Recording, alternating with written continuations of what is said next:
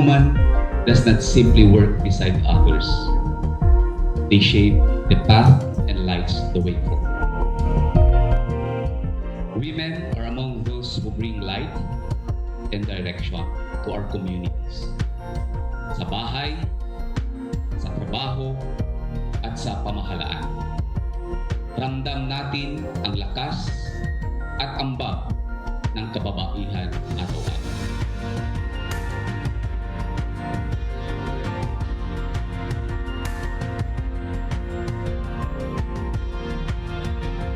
Dito po sa DLG 5, women lead and shine.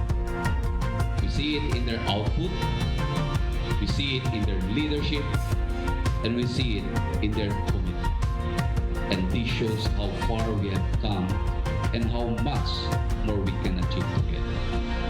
The DILG Region 5 proudly supports women empowerment. We believe that empowered women build stronger communities.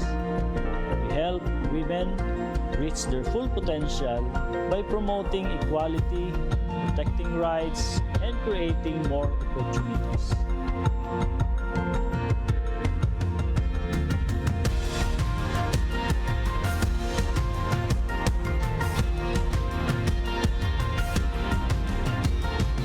Let us continue to uplift and support every woman para sa mas matino, mas mahusay, at mas maasahan na Region 5.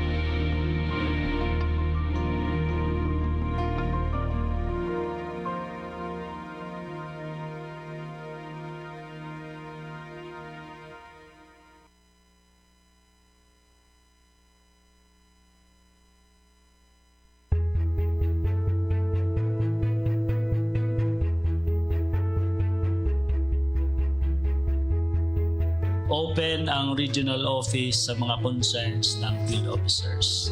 So hindi tayo magsasawa na kunin at saluhin kung ano ang mga saloobin nyo at ano pa yung mga difficulties, struggles na pinagdadaanan nyo.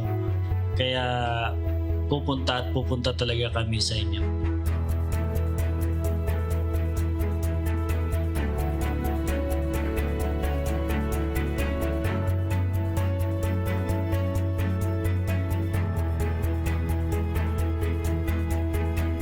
For the past 4 years, napakalaki ang impact of this interfacing activity.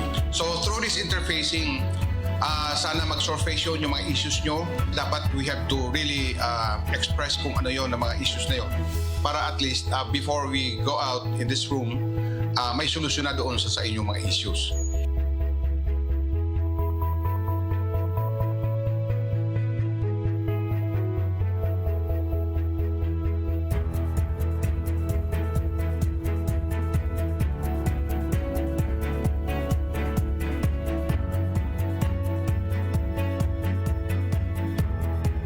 Kasi ang purpose talaga is magkaroon tayo ng harmony, understanding, and teamwork.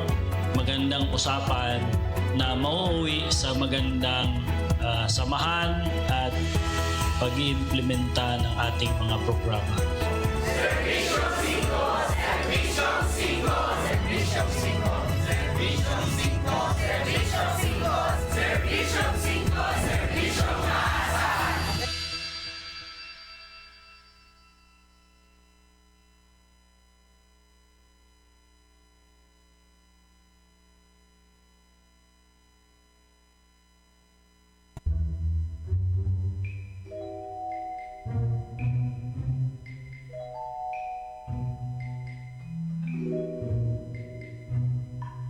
Engineer, ang ganda talaga ng evacuation center. Talagang kuhang-kuha niyo yung nasa plano natin, ha? Good job. Thank you po, sir. Kaso, engineer, may na-observe lang ako. Parang may malaking space, eh. Bakit po? May ipapabago po kayo, sir? Wala naman. Gusto ko lang lagyan nyo ng pangalan ko dyan. So, first time lang po. Hindi. Full name ko ang ilagay nyo dyan para malaman talaga ng tao na dahil sa akin, nagkaroon ng project na ganyan. Gusto ko sabay pati middle initial, Gusto ko rin lagyan nyo ng malaking picture ko dyan. Pwede po ba yan, sir? Pwede yan. Hindi pwede yan. Ayon sa Section 20 ng Republic Act 12314 o General Appropriations Act of 2026, hindi po pwede na ilagay ang mukha, larawan, pangalan, motto, logo, color motif, initials, or other symbol or graphic representations na associated sa public officials sa mga programa, proyekto o aktibidad na galing sa bayan ng pondo. Ito ay nakapaloob sa DILG-MC number 2026-006 or prohibition on the display and/or affixture of the name, image, and likeness of public officials on government projects.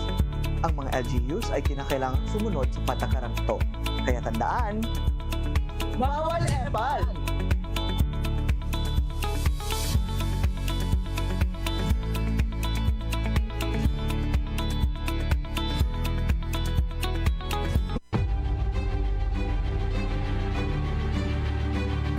This afternoon, we gather not just to celebrate excellence, but also to express our gratitude as we present the Bicol Bida Awards, our best, innovative, competent, and outstanding leadership awards.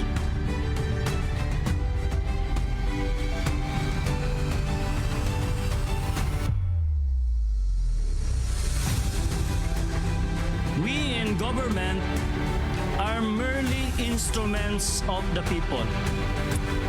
The mandate belongs to the people who have entrusted their future to us.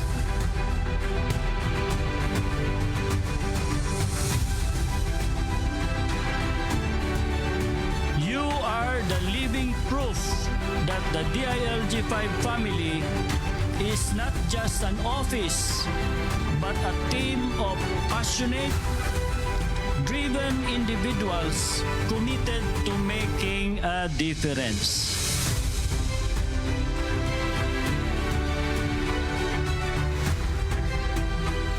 May the spirit of Bicol Bida continue to inspire us to serve with integrity, to serve with competence, and to serve with reliability.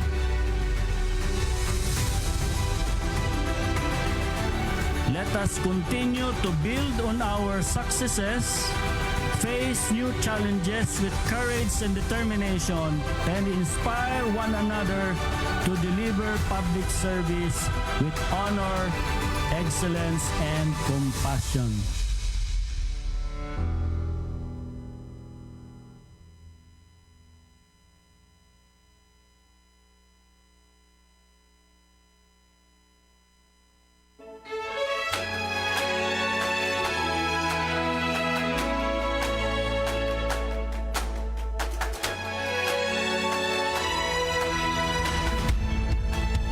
Today, we give honor to our outstanding local governments, exemplary lupong tagapamayapa, and our staunch partners from the national government agencies, civil society organizations, academe, and LTIA Regional Awards Committee.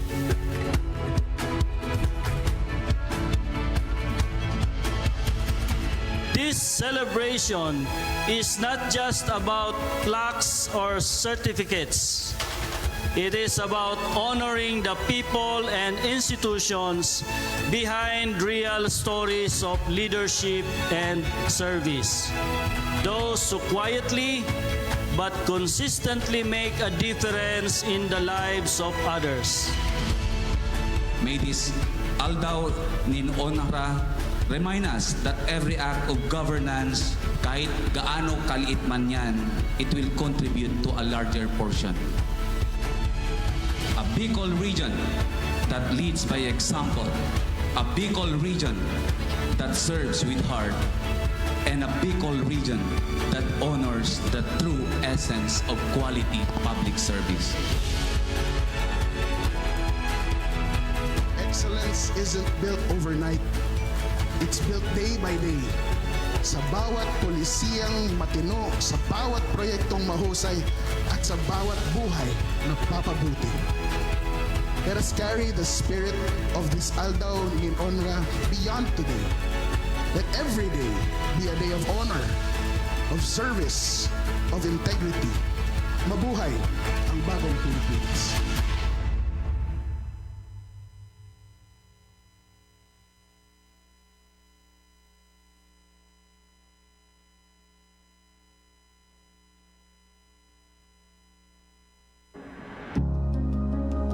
Ang mga hindi pinag-uusapan, pag-uusapan. Makabuluhang kwentuhan, sagot namin yan.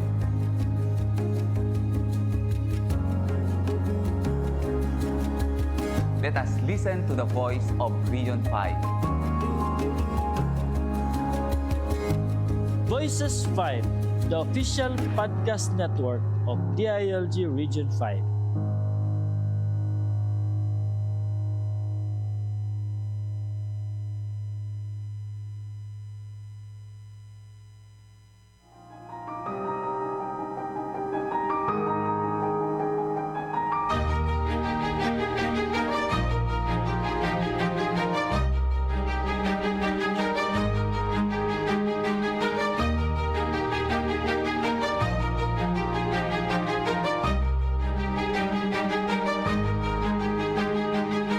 Noong isinabatas ang LGC o Local Government Code of 1991, mas naging malawak at pinalakas ang kapangyarihan at autonomiya ng mga lokal na pamahalaan tulad ng lalawigan, lungsod, munisipalidad at barangay.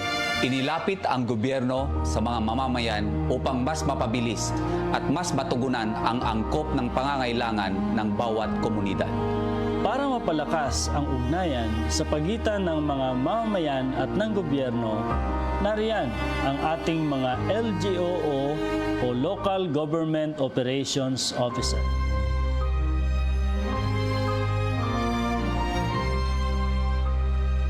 Sila ang katuwang ng mga lokal na opisyal upang masiguro na maayos ang pagpapatupad ng mga probisyon ng Local Government Code. Sila rin ang nagbibigay ng teknikal na tulong, pagsasanay at gabay upang mapabuti ang pamamahala, pagpaplano at paghahatid ng serbisyo publiko. Tunghayan natin ang ating mga hardworking LGOs sa pagbabahagi ng kanilang karanasan. Bibigyan natin sila ng platform para talakayin ang mga LGC key provisions at ang best practices sa pagpapatupad nito. Lahat ng yan ay pag-uusapan dito sa LGOO Talks. Basta 5, Uragon! Para sa gobyernong matino, mahusay at maasahan.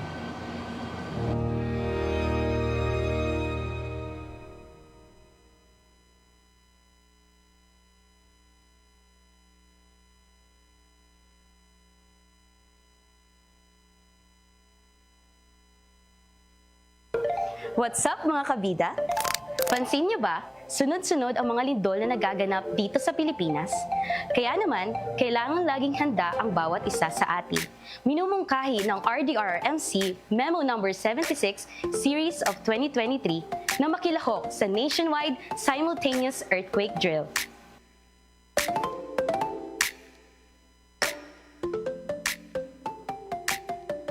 Ano nga ba ang dapat nating gawin kapag lumilindol? Manatiling maging kalmado at pakarinig ng alarm, gawin ang duck, cover and hold sa loob ng 1 minuto at magtago sa ilalim ng mesa.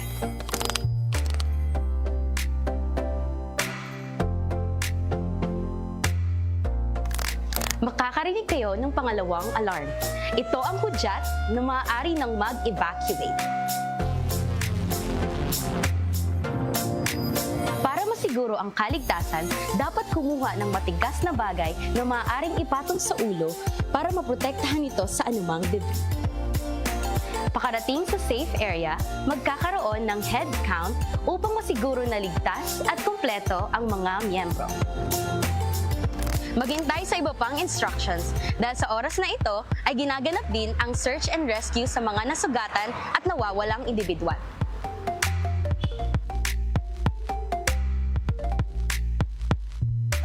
Pagkatapos, makakarinig ng pangatlong alarm. Ito ang hudyat para ideklara ng mga coordinating officers, mga principal sa paaralan o mga magulang sa tahanan na ligtas nang bumalik sa opisina, classroom o bahay. Laging tandaan, bida ang may alam.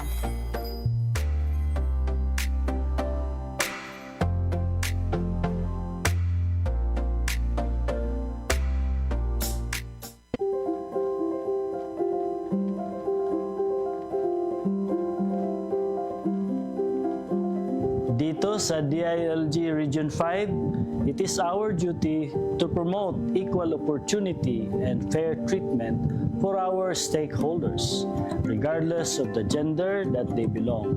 Government, as a strong foundation of communities, is bound to address and educate the people about the Safe Spaces Act, prioritize health and wellness, celebrate women's empowerment in the workplace, provide equal economic opportunities, promote self-love and well-being, and delve into showcasing the equilibrium between professional responsibility and personal well-being.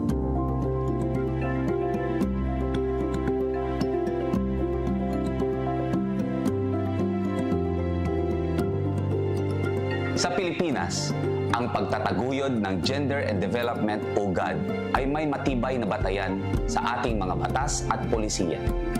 Hindi lamang ito adhikain, isa itong obligasyon. Nakasaad na mismo sa 1987 Philippine Constitution, Article 2, Section 14. The state recognizes the role of women in nation building and shall ensure the fundamental equality before the law of women and men. Ibig sabihin, tungkulin ng pamahalaan na tiyakin ang pagkakapantay-pantay ng kababaihan at kalalakihan sa lahat ng aspeto. Narito pa ang ibang batas na nagpapalakas sa advokasya ng GAD.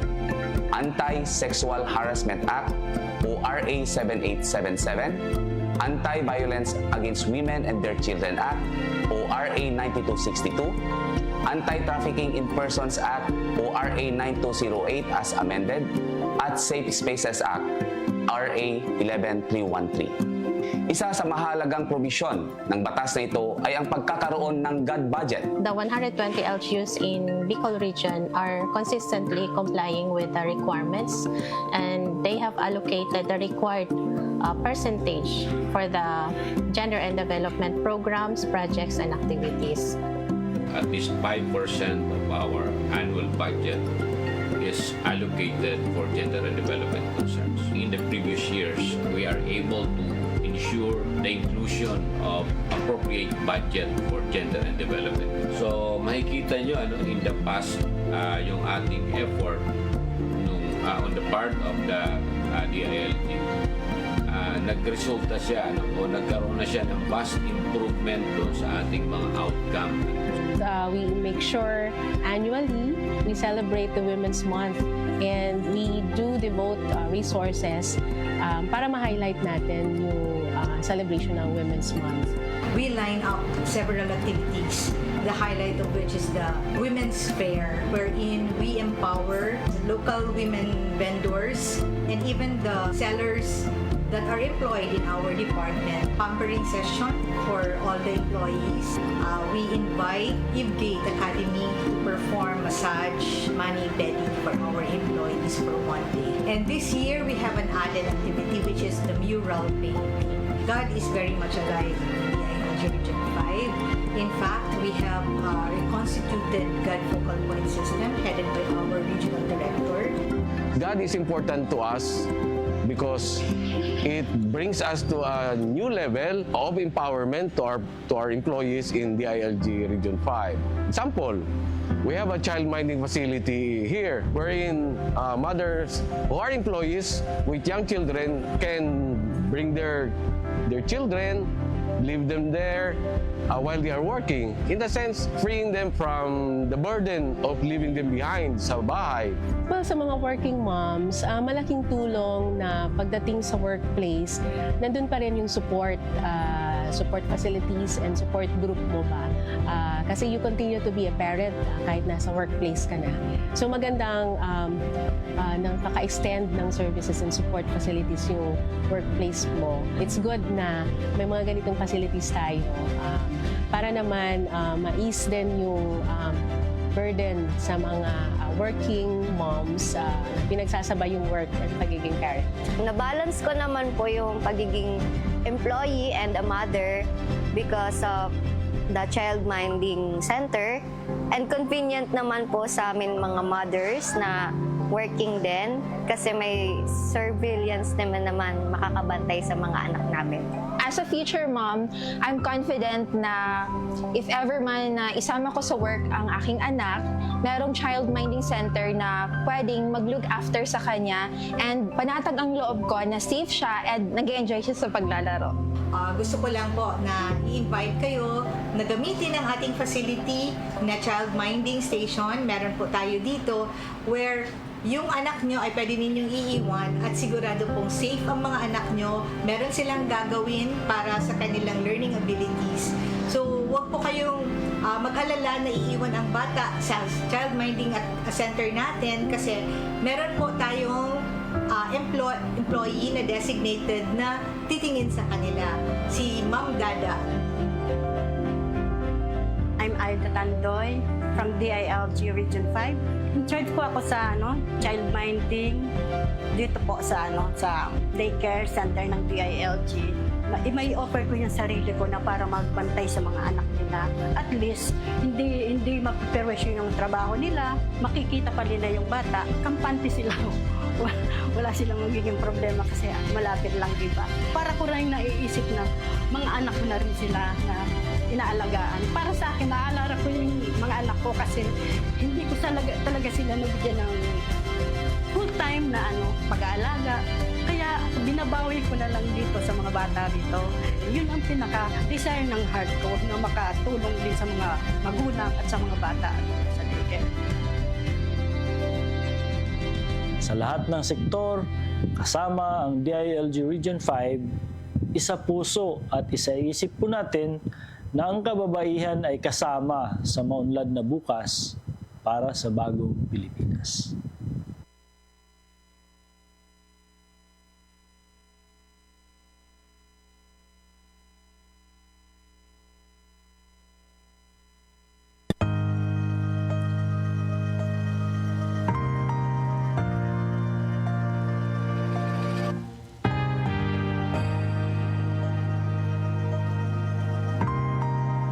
Ang NEO Plus ay hindi isang ordinaryong seminar lamang, hindi po ito dagdag lang sa inyong kalendaryo.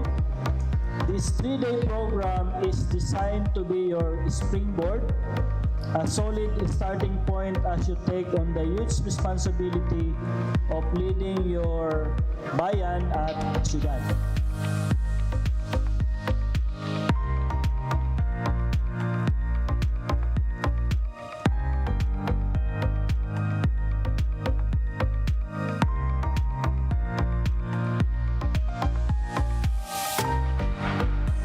Ngayon, ang tunay na pamumuno ay hindi nasusukat sa posisyon, kundi sa paninindigan. Hindi sa dami ng proyekto na ipatayo, kundi sa bilang ng buhay na nabago at natulungan natin. To be elected to serve in the government is not just an honor, it is not just a responsibility, but above all, it is about accountability. The service is a public trust. We are accountable to the people. It is because of them that we are where we are today, and they voted for us.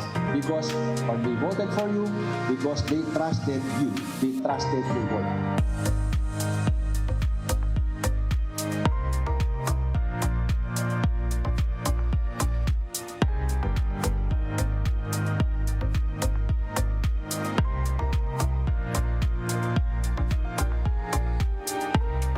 May we always remind ourselves that as public officials, we do not have the monopoly of knowledge and ideas. And much more, the needs and problems of our communities are ever-changing. So that is why we must submit ourselves to a continuous learning process. Thank you so much, DILG, for conducting this NEO Plus program.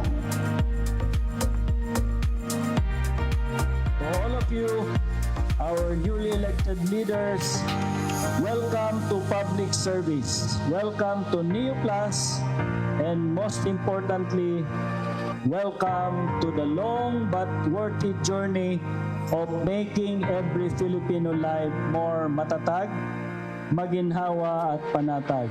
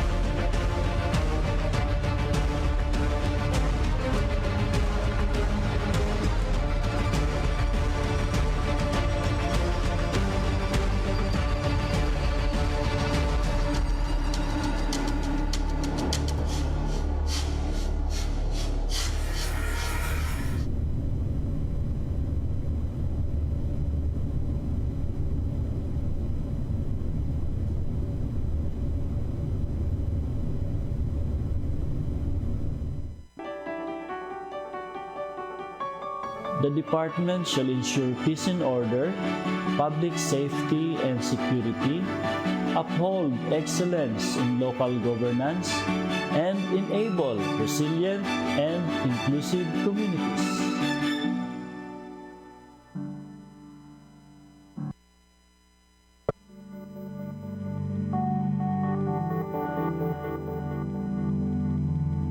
A highly trusted department and partner in nurturing local governments and sustaining peaceful, safe, progressive, resilient, and inclusive communities towards a comfortable and secure life for Filipinos by 2040.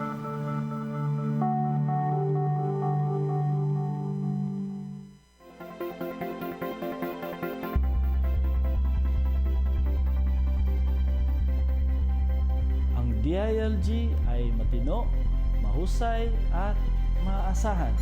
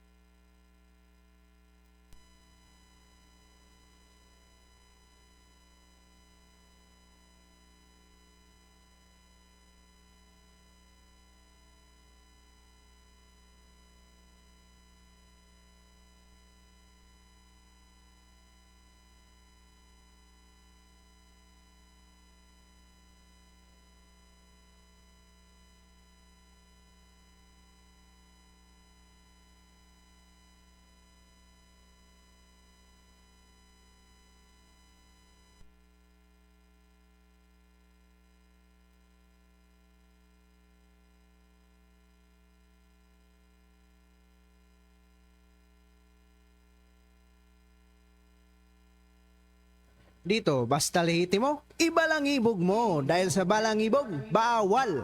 Bawal ang fake news.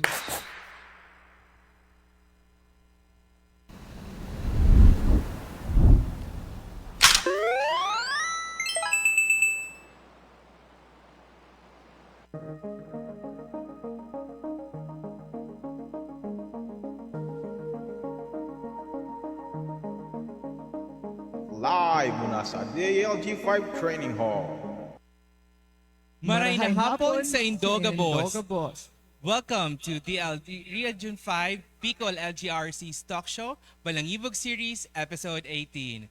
Bicol LGU's initiatives under state of national energy emergency. Sa ating mga Zoom participants and of course sa mga viewers sa ating Facebook Live, maraming salamat po sa pagbigay ng oras ngayong hapon. Para makita natin ang participation ng lahat, pwede bang makahingi kami dyan ng virtual hearts, likes, or claps po dyan? Yes, partner. Mga virtual hearts naman po dyan. Ayan, marami tayo naka-onboard ngayon sa Zoom and at the same time sa FB Live. So yun nga, as na-mention talaga kanina that this is our 18th episode highlighting the best practices of Bicol LGUs in corresponding the economic impacts of ongoing political tensions in the Middle East. Tama ka dyan, partner. And with this episode, LGUs may replicate or innovate the best practices to be presented by our sharer LGUs. Ultimately, partner, we want the public to know what their local governments are doing right now and can do to help their constituents during this crisis. Kaya sa lahat ng mga viewers, stay tuned to our Balangibog episode today. Ako po si LGOO2 Jesse. At ako naman si LGOO4 Juni. Samahan niyo po kami dito sa aming usapan hanggang mamayang 5:00 ng hapon. Again, we request everyone to please fill out our attendance sheets and mamaya po ang feedback forms that can be shown in your screen. Ayan po, please like and follow our Facebook page, DILG Rehiyon 5, and of course, our respective DILG Provincial Offices Facebook pages. Likewise, subscribe to our YouTube channel at DILG Region 5 for more updates.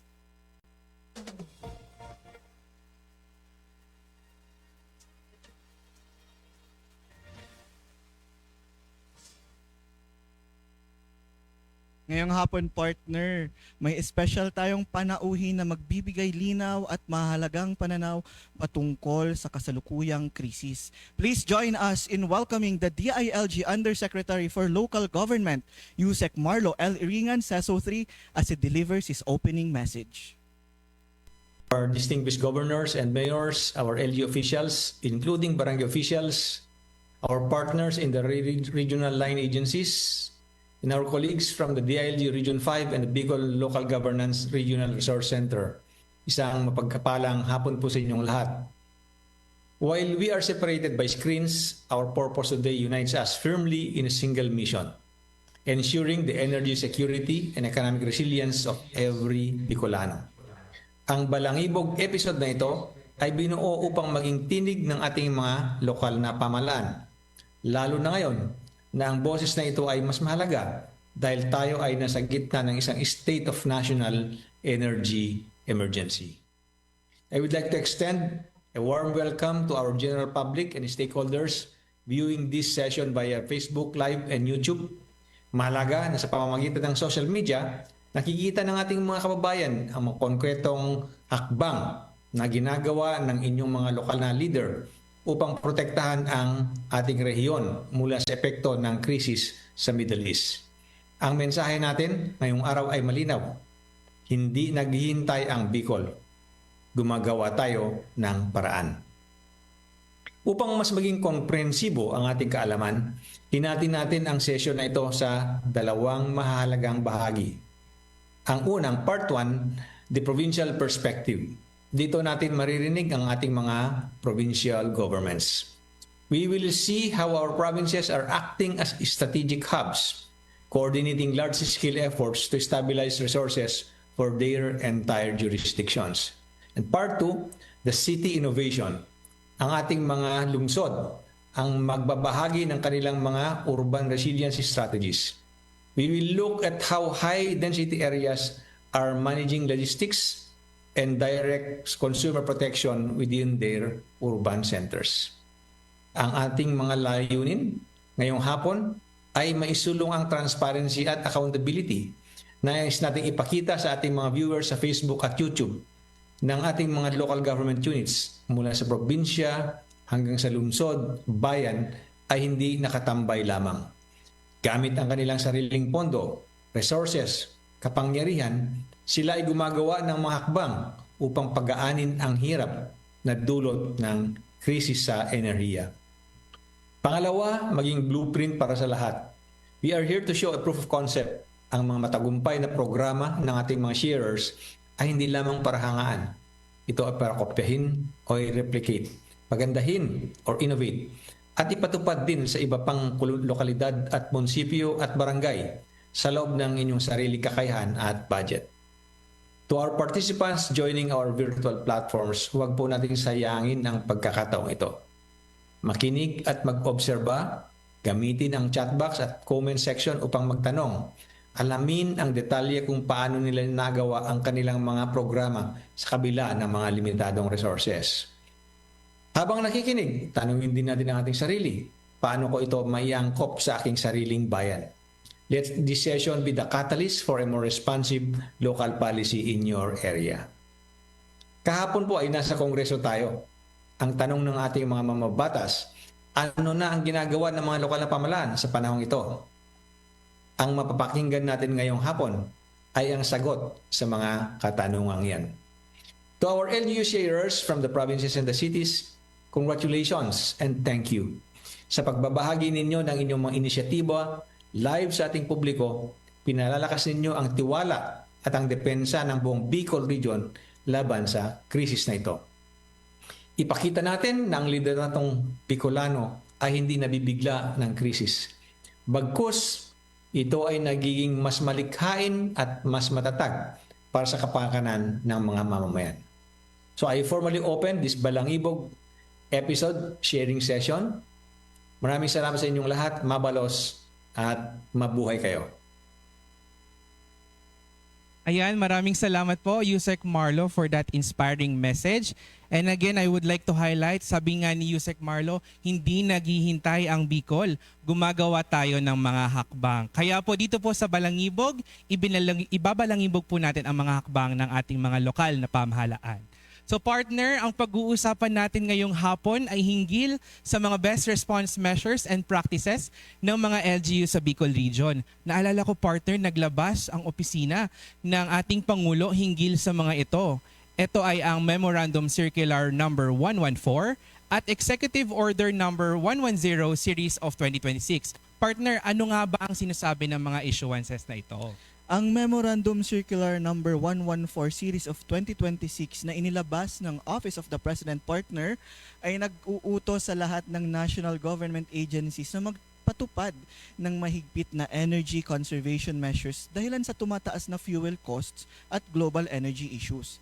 Kabilang dito ang pagbabawas ng paggamit ng kuryente, pag-regulate ng air conditioning, paglimita ng official travel at pag-maximize ng virtual meetings.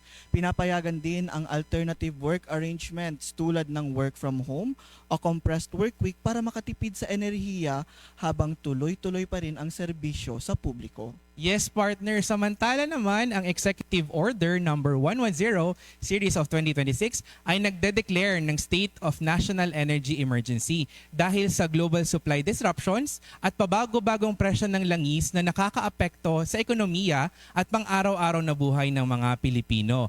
Binibigyan nito ang authority ang government na magpatupad ng coordinated at whole-of-government response para masigurong may sapat na energy supply, makontrol ang presyo at magprotekta sa mga kritikal na sektor tulad ng transportation, pagkain at industriya.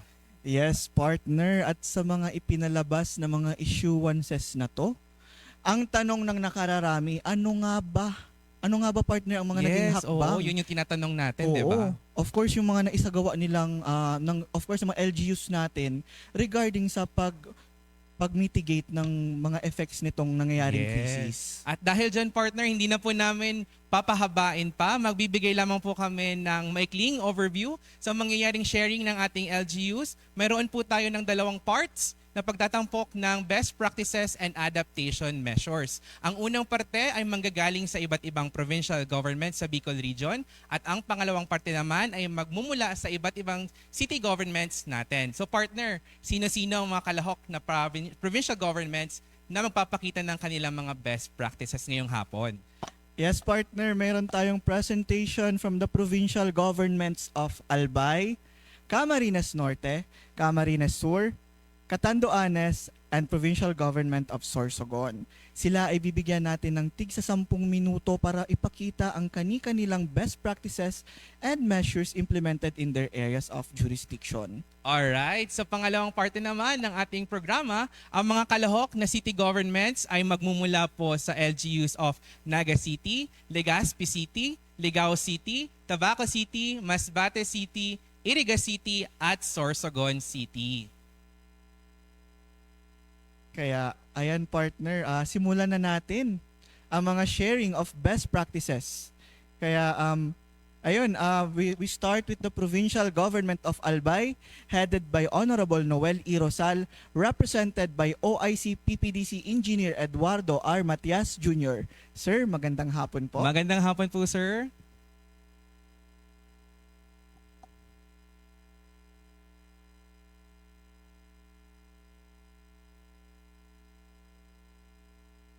Sir, nakamute po ata kayo. Parang nakamute po ata, sir.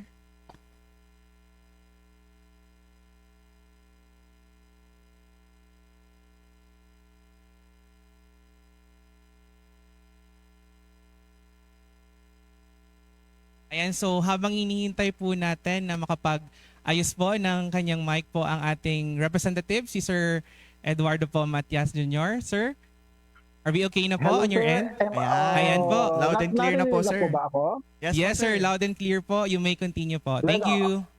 Okay. Diyos marahal na aldaw sa gabos. So this is the provincial government of Albay. And this early, the PGA, through my office, the PPDO, commends the DILG to its regional office for coming out with this kind of forum that keeps every Bicolano abreast of what's happening globally and what's happening or the initiative being undertaken by the respective LGUs.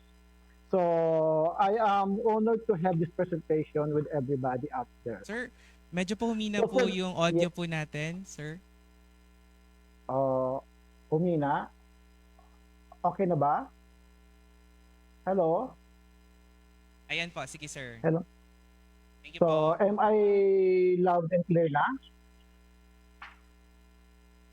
Clear na po ba? Yes sir, you may continue po. Thank you po. Okay.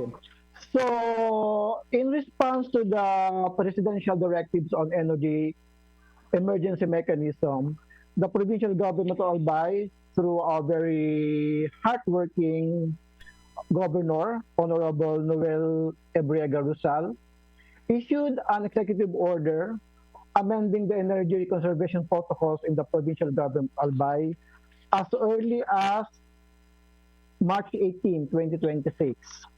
So this EO is anchored on the following premises: that the recent geopolitical tensions and armed hostilities involving Iran and the neighboring states in the Middle East have disrupted all supply chains and have driven significant increases in world oil prices. And that, to caution the adverse effects of these oil supply shortages, the national government issued Memorandum Circular Number 114, which directs all government agencies and instrumentalities and encourages all local government units to strictly adopt energy conservation measures to reduce the energy footprints of government operations and optimize the use of public resources. And in response to such issuances, the good governor of Albay undersigned issues Executive Order Number 21, Series of 2026, which prescribed energy conservation protocols in the provincial government of Albay. So as you would understand, itong EO na to is for the provincial government of Albay family, yung mga departments namin dito. So among other things, it outlined the adoption of a compressed work week arrangement. So dito ngayon sa PGA, ang work load namin 4 days lang, Monday to Friday. However, we started working at 7:30 and ends our work at 7:30 p.m. However, not all departments are included in this directive. May mga departments dito na still are working on a regular basis, like yung mga hospitals namin, yung mga frontline services namin dito. So, yun, on-site work days and work hours, Monday to Friday, 7:30 to 6:30 in the evening. Exemptions, employees and personnel in PGA-owned and managed hospitals, employees and personnel in the Provincial Health Office, employees and personnel in the Albay Provincial Public Safety and Emergency Management Office, personnel in the Civil Security Unit, employees and personnel in the Albay Provincial Jail, personnel who are directly in charge of the operation, management and cleanliness of the Albay Park and Wildlife and other PGA-owned and managed facilities which are open for public and recreation, and such other offices as may later be declared by the undersigned to be exempted from the application of the 4-day compressed work week. So other energy conservation protocols include the fleet efficiency measures. So all departments, units, officers here at the PGA shall adopt the fleet efficiency measures under Memorandum Circular number 114 of the Office of the President, which includes trip consolidation by combining official tasks and destinations to reduce the number of vehicle deployments, optimized routes through the use of shortest, least congested travel paths and coordinated scheduling to avoid peak hour congestion, and the strict minimization of the drivers and strictly prohibited from idling vehicle engines for more than 3 minutes while waiting for passengers or during loading and unloading activities. And lastly, the adoption of the full tank method to precise fuel monitoring and adherence to rigid preventive vehicle maintenance. And also, to ensure adherence to these fleet efficiency measures, the General Services to create a system for mandatory ruling and put this of fuel withdrawal, meter monitoring and trip tickets, and submit a monthly fuel conservation report to the Office of the Governor detailing the total fuel saved. So it's also on the adoption of virtual meetings as default mode for inter-office coordination. So now all meetings, seminars, and workshops within the provincial government of Albay are directly be conducted through secure digital platforms, except in cases where this physical presence is legally required or operationally indispensable. Further, there's a limit on official travel. So official travel shall be limited to essential and dispensable functions and only in instances when the objectives of the trip may not be accomplished through the alternative modalities such as virtual meetings, electronic communications, or through consolidated tasks with other previously scheduled activities. And of course, the limitation on the electric consumption of offices. So all offices are directed to maintain a thermostat setting of 24 degrees Celsius for air-conditioned of spaces, activate sleep setting on all these equipment, and strictly turn off non-essential lights and electronic equipment. Sa ngayon, ang corridor namin dito sa Capitol, naka-dim light lang siya. Hindi siya yung usual na maliwanag na lugar. So, lights and the air conditioning system in all the offices under the provincial government Albay shall also be turned off from 12 o'clock noon to 1 o'clock p.m. But the no non-break policy shall remain in effect. So, this was signed by the good governor on the 18th day of March 2026. So aside from this EO, The good governor also issued an executive order reconstituting the Albay Price Coordinating Council on March 11th, 2026. Again, this is the executive order reconstituting the Albay Price Coordinating Council. So this APCC is anchored on the following premises. So the Price Act that embodies the policy of the state to ensure the availability of basic necessities and prime commodities at reasonable prices at all times without denying legitimate business a fair return on investment. It also a declared policy of the state to provide effective and sufficient protection to consumers against hoarding, profiteering, and cartels with respect to the supply, distribution, marketing, and pricing of said goods, especially during periods of calamity, emergency like the one we are experiencing now, and the widespread illegal price manipulation and other similar situations. So another premise is that pursuant to Article 2 of the Republic Act 7394, otherwise known as the Consumer Act of the Philippines, the state shall protect the interests of the consumer against hazards to health and safety and against deceptive, unfair, and unconscionable sales, acts, and practices, promote general welfare, and establish standards of conduct to business and industry. So, the Albay Price Coordinating Council, APPC, of the Provincial Government of Albay is composed of the following. The Good Governor, Honorable Noel Rizal, sitting as the chairperson. Sitting as the vice chairperson is Director Noel B. Bunao of the Provincial Director of the Department of Trade and Industry or his duly authorized representative. And the co-vice chairperson is no less than the Vice Governor, Honorable Farida Espo. And the members includes the chairpersons of the following committees, Sangguniang Panliliwigan Committees. Trade and Commerce, chaired by Honorable Sheena Marie Onrubia de la Cruz. Labor, Cooperative and Livelihood, chaired by Honorable Gio Bungao. And Health and Social Services, chaired by Honorable Caroline Siga.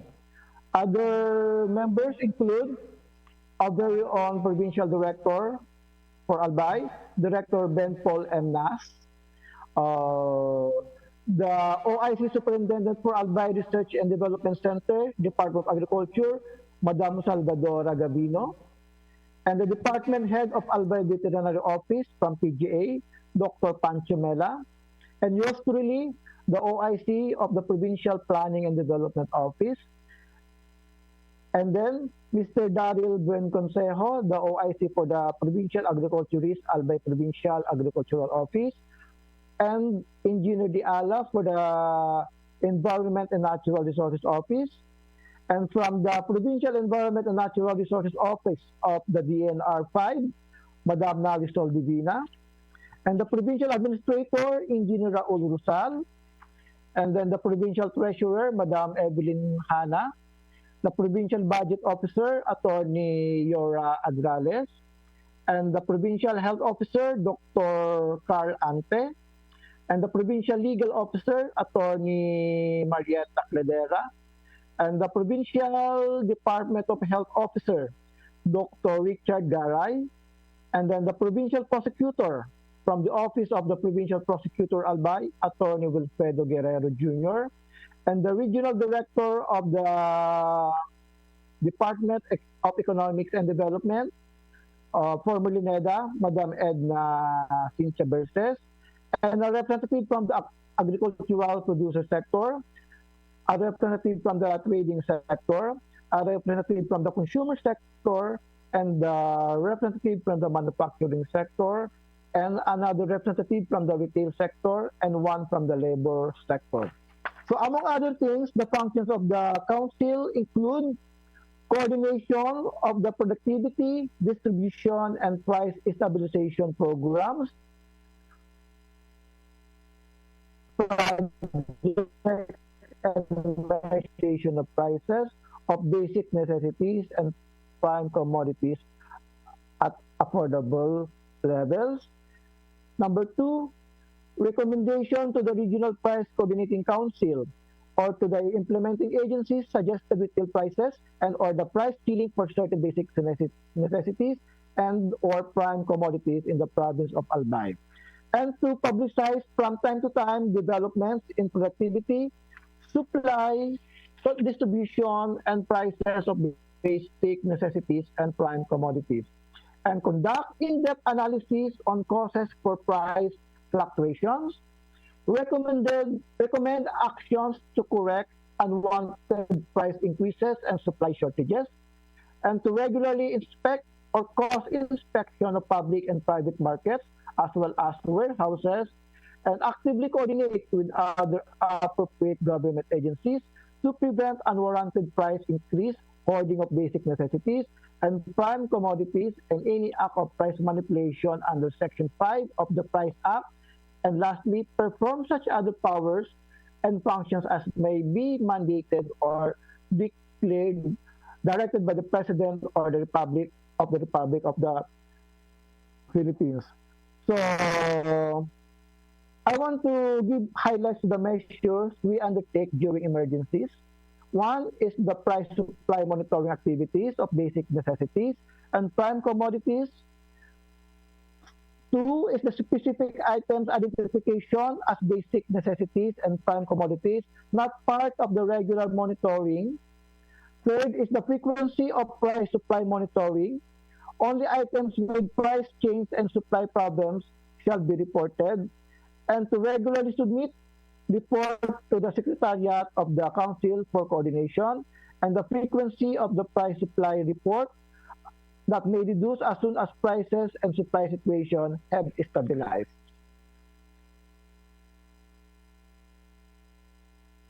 So to ensure equitable supply distribution during emergencies, these are the implementing agencies. The following are the activities that the implementing agencies should undertake. 1, activate rolling store. 2, stock up government warehouses and storage facilities of basic and prime commodities in sufficient quantities and volume. Mobilize available government transport facilities and other utility vehicles. Deputize or enlist other government agencies, private sectors, for assistance in the monitoring, transport, movement, and distribution of goods. And the field enforcement team to ensure compliance with price ceiling and prevent illegal acts of price manipulation, and adopt such other measures to ensure adequate supply of goods and protect consumers from unreasonable price increase and other illegal acts of price manipulation during emergency situations. Now, monitoring and enforcement during normal times, the APCC shall continue to monitor prices of all basic necessities and prime commodities in the province of Albay and shall enforce SRPs even during normal times to make sure that business establishments do not take advantage of the prices. And lastly, I want to share that during the Small and Medium Enterprise Development Council meeting, the following have been discussed and considered for implementations as mitigations. 1, some of these are already mentioned in the EO. Provide transportation subsidies to help mitigate the impact of rising fuel costs on workers. Kasi usually, ang tendency natin doon lang sa mga drivers. Another is that utilize billboards and social media platforms to disseminate information on prices covered under the Price Control Act. So because we owe it to the Albayanos that they should be kept informed of what's happening para they are properly guided din na mga gagawin nila. And then, promote backyard farming by distributing seeds and strengthening support for the agricultural sector to encourage household-level food production. Expand the establishment of more kadiwa ng Pangulo centers where farmers and local entrepreneurs to sell affordable goods and products. and coordinate with government agencies and financial institutions that can extend accessible loan programs or packages to business owners, and consider the temporary suspension or removal of interest on loans during the period of the emergency crisis. But all the mitigations are not confined, limited to what I discussed. So this is a work in progress. We are, how do I call this? Nakatuto kami on what's happening, and then continue din ang ginagawa namin na mitigation. We try to analyze kung ano ang nararapat na actions for every issues that come out every day. Again, that's all muna for my presentation.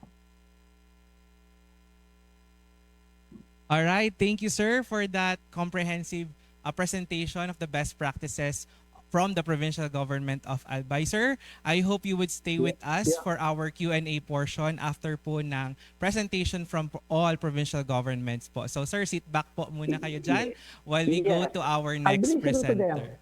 Yes, sir. Thank you po. Thank you very much. Yes po. Para So again, kasi baka may ma-replicate din kami na ideas nila. yes, sir. Of course po. Sige.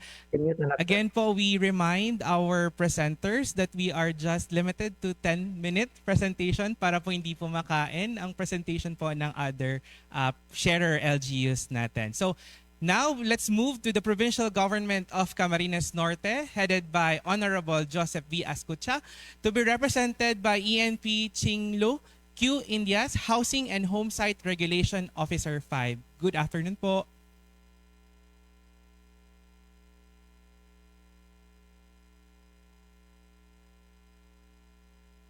Good afternoon po, sir. Parang muted po ata, sir. Ang iyong sa Zoom po, sir.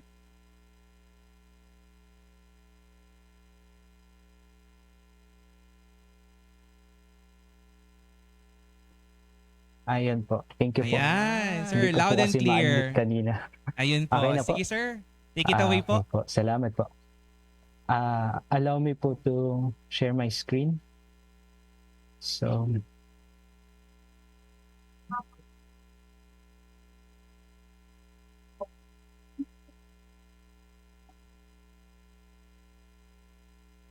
kita na po yung presentation. Yes, sir. Hello po. Opo. Okay po. So, good afternoon po. Magandang hapon po sa ating lahat, sa akin po mga kababayan watching from Daet Camarines Norte and sa mga karehiyon ko po sa Bicol. Magandang araw po. So, I am pleased po to present the initiatives po ng Provincial Government of Camarines Norte by our PPDC po, ENP Chodoro L. Licarte. So, Provincial Government of Camarines Norte initiatives under the state of national emergency. So, President Ferdinand R. Marcos Jr. signed Executive Order number 110 declaring a state of national energy emergency on March 24, 2026. Kasama po dito yung establishment ng ating UPLIFT Committee. And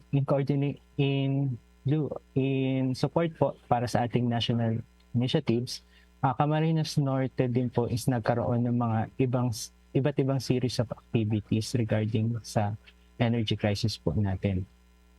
One of these is the Camarines Norte Price Coordinating Council, which was reconstituted through EO number 08-2026 and EO number 010-2026, composed of national government agencies and concerned provincial government offices. Aside po sa mga local offices po natin, nagtap din po tayo from national government agencies para makatulong po natin sa pagpa-monitor ng ating pong price. So, nag-conduct po tayo ng several and regular meetings. Actually po, halos weekly po nagka-conduct po kami ng regular meetings kasi halos weekly din po nagkakaroon po tayo ng oil price hike po. So affected po nito yung ating mga prime commodities.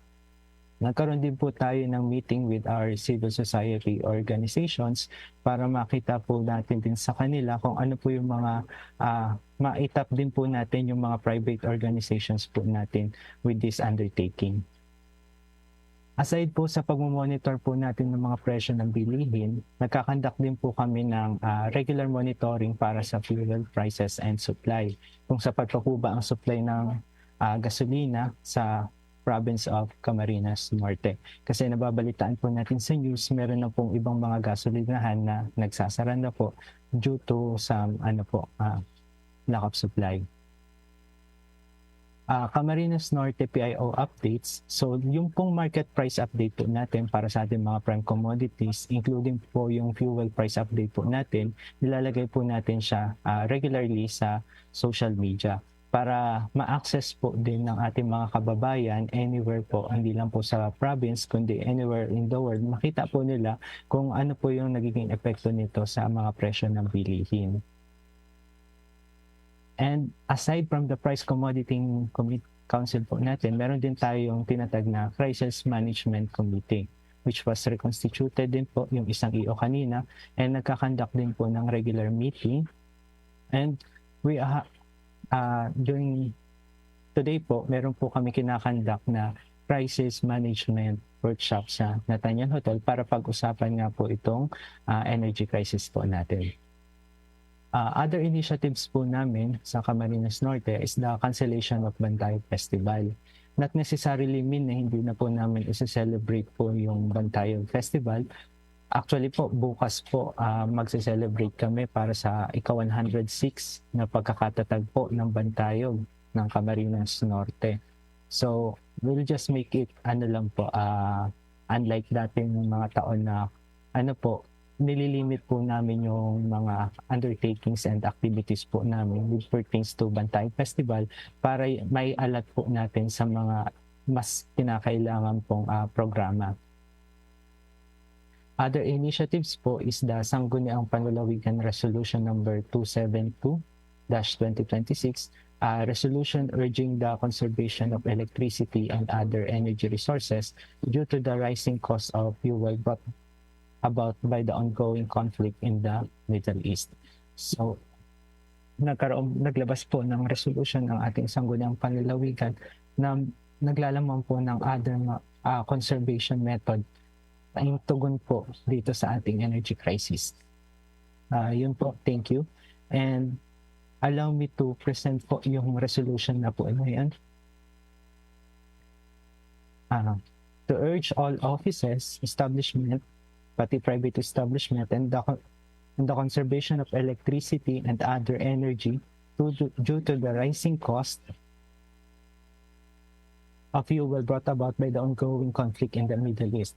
By implementing energy conservation measures including but not limited to the following: turning off of lights, air conditioning units, computers, and other electric components when not in use, limiting the use of high energy consuming appliances during peak hours, and promoting the use of energy efficient lighting such as LED bulbs, and encouraging offices and establishments to adopt energy saving policies, and supporting awareness campaign on responsible and energy consumption. In regards po sa amin ng mga office hours, kami naman po is bukas po from Monday to Friday. Kasi inaalam pa po namin from other LGUs kung ano yung mas magiging efficient po sa amin, kung mag-a-adapt po ba kami ng 4-day work week or maglalaan kami ng isang araw na work from home. So, allow me to share po yung example po ng aming market price update na makikita po sa social media. Meron po dito for fish products, meat products, vegetable products, and rice and oil products. So binabantayan po natin ito para ma-ensure po natin na merong sapat. At aside from merong sapat na supply is merong tayo talagang market price na nababantayan na para maiwasan po yung mga nananamantala during this time of crisis. Sugar products, and also ito po yung happening right now po, yung ating Crisis Management Planning Workshop.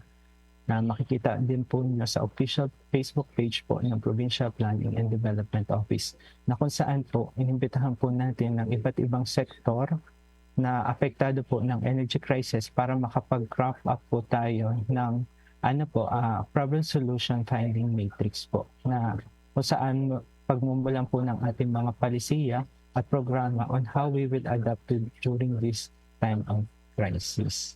So ayun po, meron tayong transportation sector, meron tayo para sa mga agricultural product sector, fuel, and oil sector, yan po.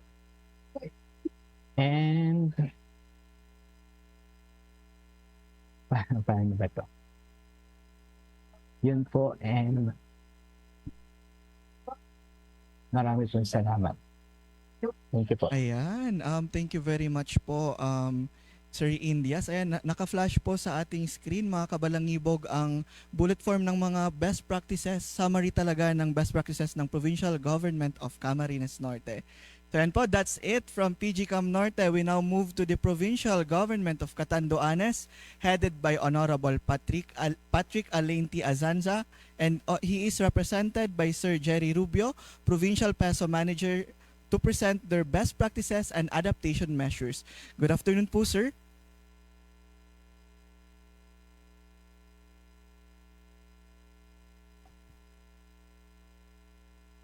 Ayan, we would like to call po again the presenter po for PG Catanduanes, their Provincial Peso Manager, Sir Jerry Rubio, to present po their best practices.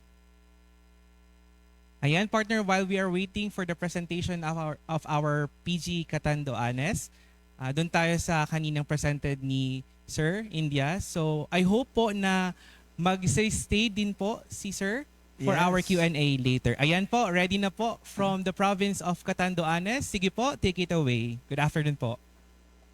Good afternoon po from the Provincial Government of Catanduanes, headed by Governor Patrick Alenti Azanza. Diyos maray na hapon po, Bicolandia. We would like also to present ng aming implementation of energy conservation measures, but we would like to emphasize na even before this implementation, the governor has been very emphatic, lalo na sa amin sa provincial government, in reminding us or allowing us or lahat kami to observe prudent use of government resources. So lahat na yan from our end, talagang naka mandato na sa amin ang masinop na paggamit ng mga resources ng government. But even then, mas pinalakas pa ng pagdating nitong directive galing sa ating mahal na Pangulo na inaatasan ang lahat ng mga government agencies and from our end sa local government unit of Catanduanes na magkaroon ng comprehensive energy conservation program. So with that, pinatupad yung mga direktiba ng Pangulo, and then of course with the guidance and with the directive din ng aming governor, Governor Patrick Alenti Azanza, like una is yung modified work arrangement. So para mabawasan natin ang energy costs, nag-implement kami ng 4-day work week arrangement. Monday to Thursday yan is 7 a.m. to 6 p.m. or 10 hours. And then with the exception yung mga nasa frontline services, yung sa health, yung sa social services, yung sa disaster risk management, yung sa security and environmental offices, and revenue generating teams, collecting teams. And lalo-lalo na din, kasabay din ng measure na ito yung protocols on the prudent use of electricity and office equipment, like nakaset sa amin na dapat ang air conditioning units, ang standard thermostat ay nasa 25 at operating hours ay hanggang 4 p.m. lang. So we are reminded na dapat ready na siya para sa kanyang off before pa man mag-end ang aming official office hours. And of course, yung lighting, in-off namin din sila during our lunch break. And we maximize the use of natural light pag maliwanag naman. And of course, we we discourage the use of yung sa electric na hot and cold dispensers. And yung sa ano naman, para din ma-reduce yung cost of transportation, yung cost containment, nag-i-implement din kami ng fleet efficiency and fuel management. This consists of trip consolidation, pinag-iisa, properly scheduling yung mga biyahe para hindi hindi mag-aksaya ng gasolina. We combine official tasks to minimize the number of vehicle deployments. In-optimize namin yung mga ruta kasi para din sa ma-avoid yung mga idle time. And then of course, dapat na monitor din yung paggamit ng gasolina, yung full tank method para ensure na accurate ang fuel monitoring, and of course, strict adherence din sa preventive maintenance kasi ito din is nakakatulong sa pag-contain ng cost sa mga repairs and other automotive tawag dun yung pag-maintain ng ating mga fleet. And of course, alam natin na medyo, kasi nasa isla din kami, it takes so much resources din pag nag-attend kami ng mga meetings. So kung kaya ng mga virtual meetings, if we can conduct virtual meetings, we do that.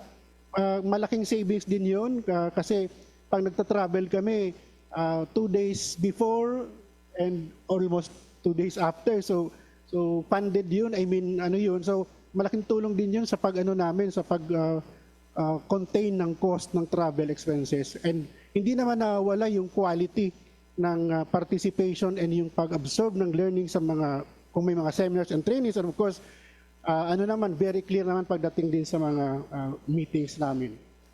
And we do this with compliance and monitoring. Lahat ng mga officers are required to submit monthly electricity consumption. May inspection teams din kami from General Services Office. And of course, yung essence ng accountability is nandyan. Kapag hindi comply, of course, is they have to be addressed in accordance with the civil service rules and provincial and existing provincial policies. So, we would like also to share na si Governor din is kinonvene niya yung price monitoring to keep in check yung mga basic commodities, basic and prime commodities. And apart from that, the Governor again has been very emphatic in maximizing the revenue generating activities, programs of the province para mas ma-maximize nga, ma-harness yung capacity and potential ng mga revenue generating programs ng provincial government. And also is going back sa price monitoring din, ang aming Provincial Agriculture Office regularly ay nagmo-monitor din ng mga commodities, agricultural and fisheries commodities na sa aming mga palengke. So in touch din ang aming mga kababayan, pinopost din nila sa Facebook page. And meron din kaming kadiwa sa premises ng aming provincial capital, mga producers sa aming communities, they sell their product, they produce at affordable prices. And then, other than that, siguro isa din sa mga magandang practice is yung pag-scale down ng aming nalalapit na Abaca Festival sa May, yung Abaca Festival ng Catanduanes. This is a banner tourism program of the province of Catanduanes. But then the governor, along with the tourism council, decided to scale down the celebration of the Abaca Festival para na din yung mga matitipid natin doon is mare-realign sa mga kakailanganin ng ating mga Abaca farmers and local sectors. Yun yung aming mga cost containment, yung aming mga energy conservation measures, naka-template na din base dun sa direktiba ng ating Pangulo. But then, again, we'd like to reiterate na even before this, very emphatic na si Governor sa prudent use of government resources, particularly ng provincial government of Catanduanes.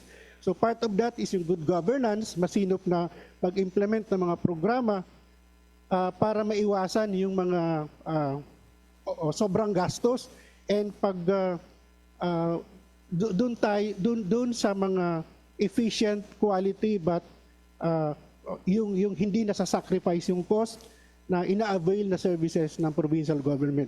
In essence, aside from energy, conservation, resource conservation, prudent use of resources, even sa human resource ng aming provincial government. This has been the directive of the governor, and we are one with the national government, with the DILG, and along with our fellow LGUs in the Bicol region sa pagtalima sa kautusan ng ating presidente, itong energy conservation measures. Maraming salamat po. Ayan, maraming salamat po Sir Jerry for that comprehensive na pag-present ng best practices po from the provincial government of Catanduanes. Nakita ko yung kasamahan natin sa DILG, si LGOO to Kai. Hello Kai, nandyan ka pala. Salamat sa pagsama sa ating provincial government for this afternoon. So sir, I hope na nandito rin po kayo later para sa ating Q&A portion, and we noted po yung mga best practices ng PG Catanduanes. Again, maraming salamat po sa inyo. So we move forward to the presentation from the provincial government of Sorsogon. We are giving the virtual floor to Honorable Edwin Boboy Hamor for the presentation. Maraming salamat po, Gov, para po sa pagpapaunlak sa aming imbitasyon ngayong hapon.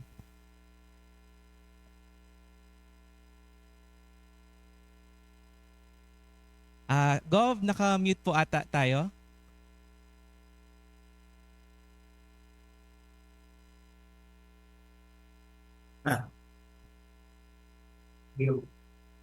Hello? Loud and clear na po, Gov. Hello? Ayan, Narinig niyo na po ako? Yes po, Gov. Yes po, Gov. Yes po. Ay, magandang hapon po sa inyo lahat, at lalo na dun sa mga karating probinsya dito sa Bicol Region. Good afternoon po. May ihinala po kami sa probinsya ng Sorsogon ng documentation dahil naniniwala ako to see is to believe. Payagan niyo po ako maipresentar namin para komprehensibo makita nyo ang ginawa namin dito po sa probinsya ng Sorsogon. Bago po tayo, idetalye ko kung anong mga hakbang na galing sa dokumento ang ipipresenta namin sa inyo. Hayaan nyo po na ipakita namin ang video presentation.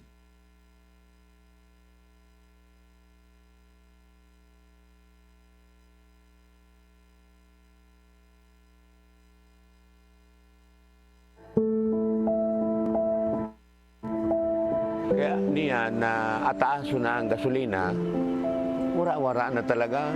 Ngunyan, dahil na, anan bibilin, 100 pesos na lang. Kay 2 liters na gasolina, so 100 pesos. Kaya mo po kayo, hindi mo po magiginibo. Dahil na po ako nag-uli, minsan nag-aaga na po ako dyan sa parada.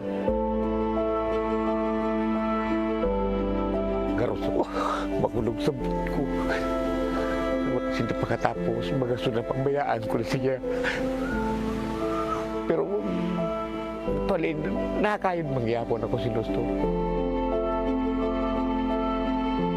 Paano kung ang pinakamalaking banta sa kabuhayan ay hindi bagyo o sakuna, kundi ang tuloy-tuloy na pagtaas ng presyo ng krudo? Hindi lang transport sector ang tinamaan. Ramdam ito sa pagkain, kabuhayan, at araw-araw na gastusin. Walang pinipili. Lahat apektado. Kaya agad kumilos ang pamahalaang panlalawigan ng Sorsogon. Sa pangunguna ni Governor Buboy Amor, pinulong ang mga department heads upang magplano at magpatupad ng mga interbensyon para tugunan ang krisis sa langis. Sa inaasahang posibleng mas malawak na negatibong epekto nito at kasabay ang rekomendasyon ng SPD-RRMC, agad na idineklara ang Sorsogon sa ilalim ng State of Calamity. Agad ding pinakilos ang Price Monitoring Council upang tiyakin ang seguridad ng supply ng pangunahing bilihin at pagkain, palakasin ang pagtugon sa krisis at pigilan ang pagtaas ng presyo sa pamilihan. Inilaan ang emergency funds mula sa deklarasyon para sa agarang suporta sa mga Sorsoganon.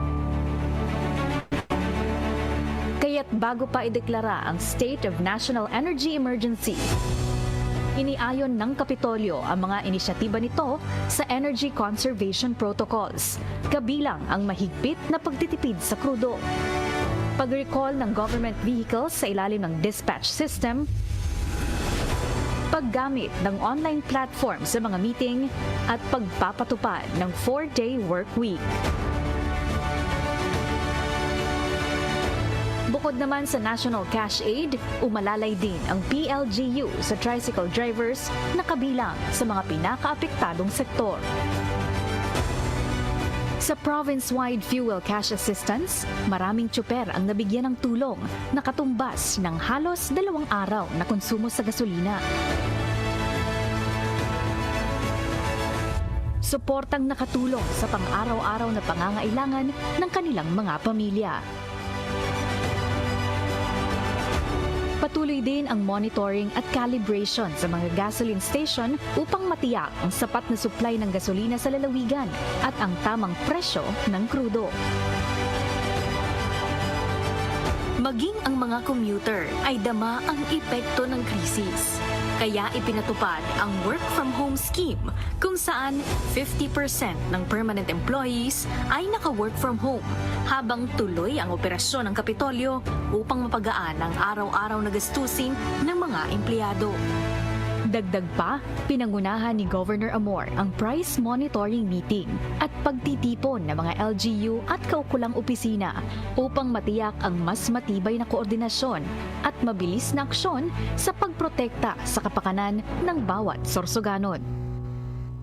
Kasabay nito, ipinagpaliban na ang seminars ng local officials at kinansila ang summer activities para mailaan ang pondo sa mas agarang pangangailangan.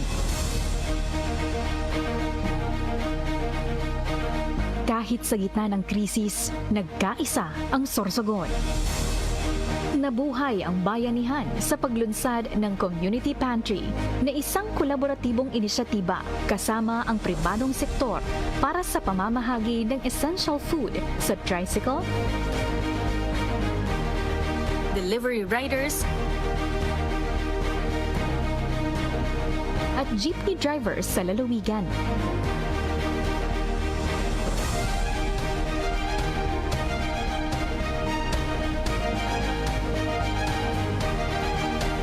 Mga lokal na produkto mula sa sektor ng agrikultura ang direktang ipinapahatid.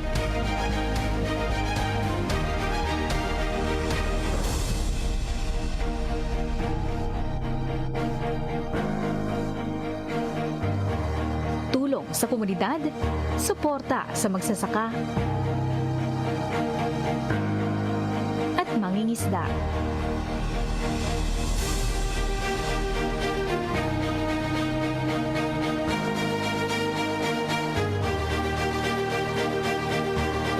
Sa diwa ng bayanihan, isinagawa rin ang biyaheng damayan para sa mga estudyante, manggagawa at iba pang umaasa sa pampublikong transportasyon. Nagbibigay ito ng libreng sakay sa mga itinakdang ruta at tumutugon sa kakulangan ng bumabiyaheng public utility jeepneys, lalo na sa mga alanganing oras. Isang estratehiyang nakatuon sa pagsuporta sa kasalukuyang pampublikong transportasyon tungo sa ligtas, accessible at abot-kayang biyahe. Bumaba rin sa mga komunidad si Governor Amor upang pulungin ang mga barangay LGU at hikayatin ang pagmomobilisa ng kakayahan para sa mas epektibong pagtugon sa krisis. Sa panahong ito, ang tunay na lakas ng Sorsogon ay nagmumula sa pagkakaisa. Bigasaan mo talaga tabi ang bulig sa Sorsogon. Dako lang na tabang tabi sa Moya sa mga para-tricycle na yung programa ngayon. Baog ba po kami ng mga delivery rider kay napapansin na po kami. Dati po, yato po kaya kami sa torsang pribado, kaya lahat po kami masyado napapansin. Malaking bulig tabi sa amin ini na mabigyan mo ng kaunting pandagdag sa pang-araw-araw naming pagkakita at saka pagkaon ng mga anak namin. Maraming salamat po sa iyo, Buboy Amor, kay Mayor Lim, sa mga LGU, lahat, entero, maraming salamat sa lahat ng mga tulong na binibigyan nila, mga para-tricycle.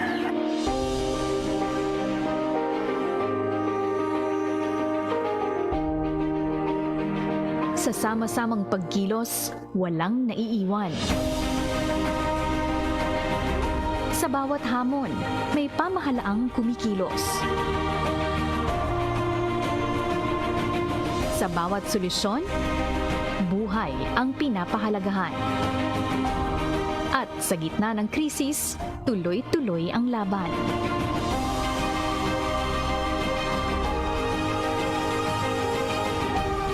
Dahil sa Sorsogon, una ang Sorsoganon.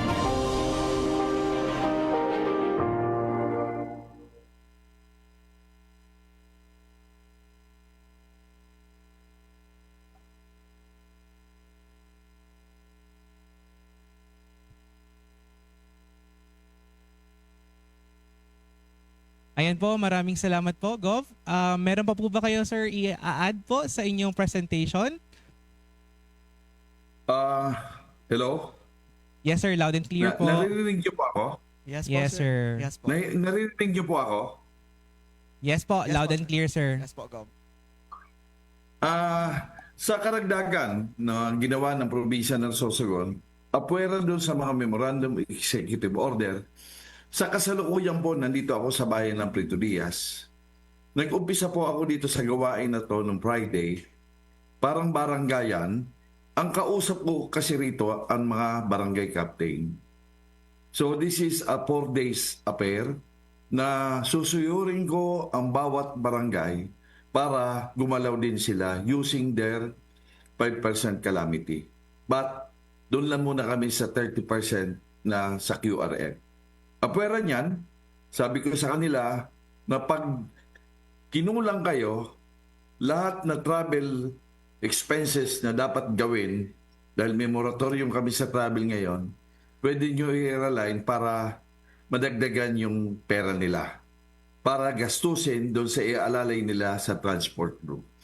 Kasi naniniwala ako na ang nagpapatakbo ng ekonomiya, lalo na dito sa Sorsogon, yung transport group. Inuna namin transport group dahil naniniwala ako na hindi magugutom ang farmer. May mga pagkain yan. Although nagagamit din sila ng petrolyo, ilalo na yung mangingisda. Pero pag huminto ang pamamasada nito mga driver, malaking problema dito sa probinsya ng Sorsogon. Kaya doon kami nakapokus sa transport group. Lahat na pera as possible. Plinano namin to for 3 months. So ang Kapitolyo, nagbahagi ako bilang gobernador, gastusin ng bawat linggong na community pantry ng bawat bayan. 50% of that galing sa pondo ng Kapitolyo. 50% galing sa munisipyo. Sa ngayon, ang pakiusap ko sa barangay na kahit papano, kahit isang araw sa bawat linggo, magbigay din kayo in terms of gasoline or diesel.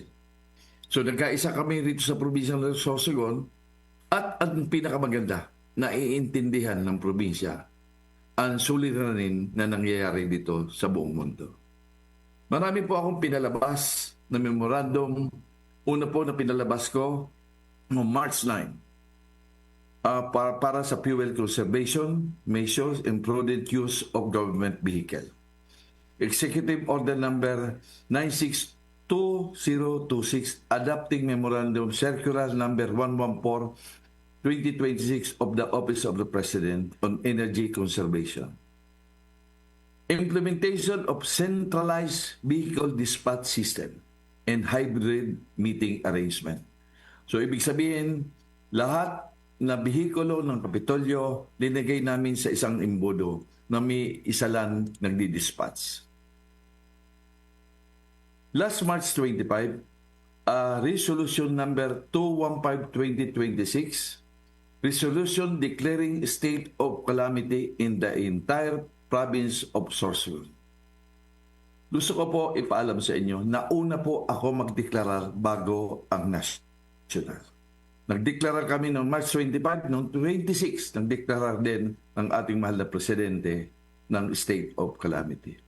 Executive Order Number 100-2026, Cash Aid for Fuel Assistance Program for Tricycle and Jeepney Drivers dito po sa province ng Sorsogon. Memorandum Number 10-2026, Intensify Monitoring, Calibration, and Regulation of Fuel Dispensing Pump and Fuel Station.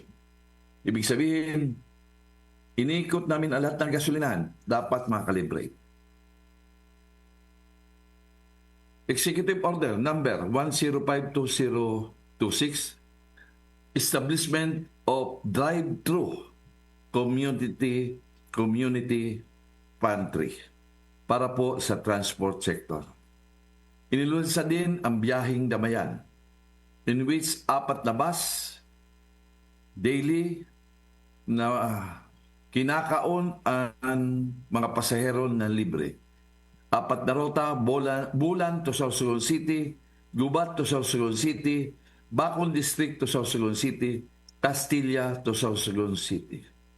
Adoption of the Work from Home Scheme pursuant to Office of the President Memorandum Circular Number 116-2026. Suspension of non-essential training and seminar for barangay and local official. Cancellation of summer program and fund reallocation. Strengthening coordination with municipal mayor and barangay LGUs. Implementation of Executive Order Number 108-2026. Enforcing strict fiscal discipline in government travel and encouraging component in LGUs to adopt similar design. To date, almost 10,224 tricycle drivers have received fuel cash assistance and nakabil sa community pantry. Sa ngayon, kasalukuyan, sa susunod na linggo, magte-take off ang ayuda galing sa barangay. Yan lang po at mabuhay po kayong lahat. Ayan, maraming salamat po, Gov. Boboy. And we have noted po yung mga best practices po ng Provincial Government of Sorsogon. Sir, I hope you will still remain with us for some Q&A. Quick Q&A po after po ng several announcements lang po ngayon. So yun po, sir. I hope you stay with us po. Thank you po. Ayan, flash din sa screen, partner, yung best practices. So sa ating mga viewers, you can view and skim to, of course, makita talaga kung ano talaga maginawa din ng PG Sorsogon regarding sa pag-mitigate ng effects nitong krisis. Ayan, maraming salamat po sa ating mga provincial governments for sharing their best practices and response measures. We hope that other LGUs would replicate or innovate these practices. Pero partner, bago tayo dumako sa susunod na mga presentations, may kaunti lang po tayong mga tanong sa mga nag-present na mga provincial governments regarding their best practices. Yan, partner. So ito na po, dito na po tayo magsisimula ng ating quick Q&A for our provincial governments. We have one question lang po muna to each provincial government po na nag-present. So unahin ko na po nandito po ang governor from the provincial government of Sorsogon, Gov. Boboy. Unahin ko na po. I'll be tackling po or I'll be questioning po about sa ating establishment po ng community pantry. Sir, I would like to ask hanggang kailan po to masusupply or hanggang kailan po masusustain itong ating community pantry? Sir, naka-mute po tayo.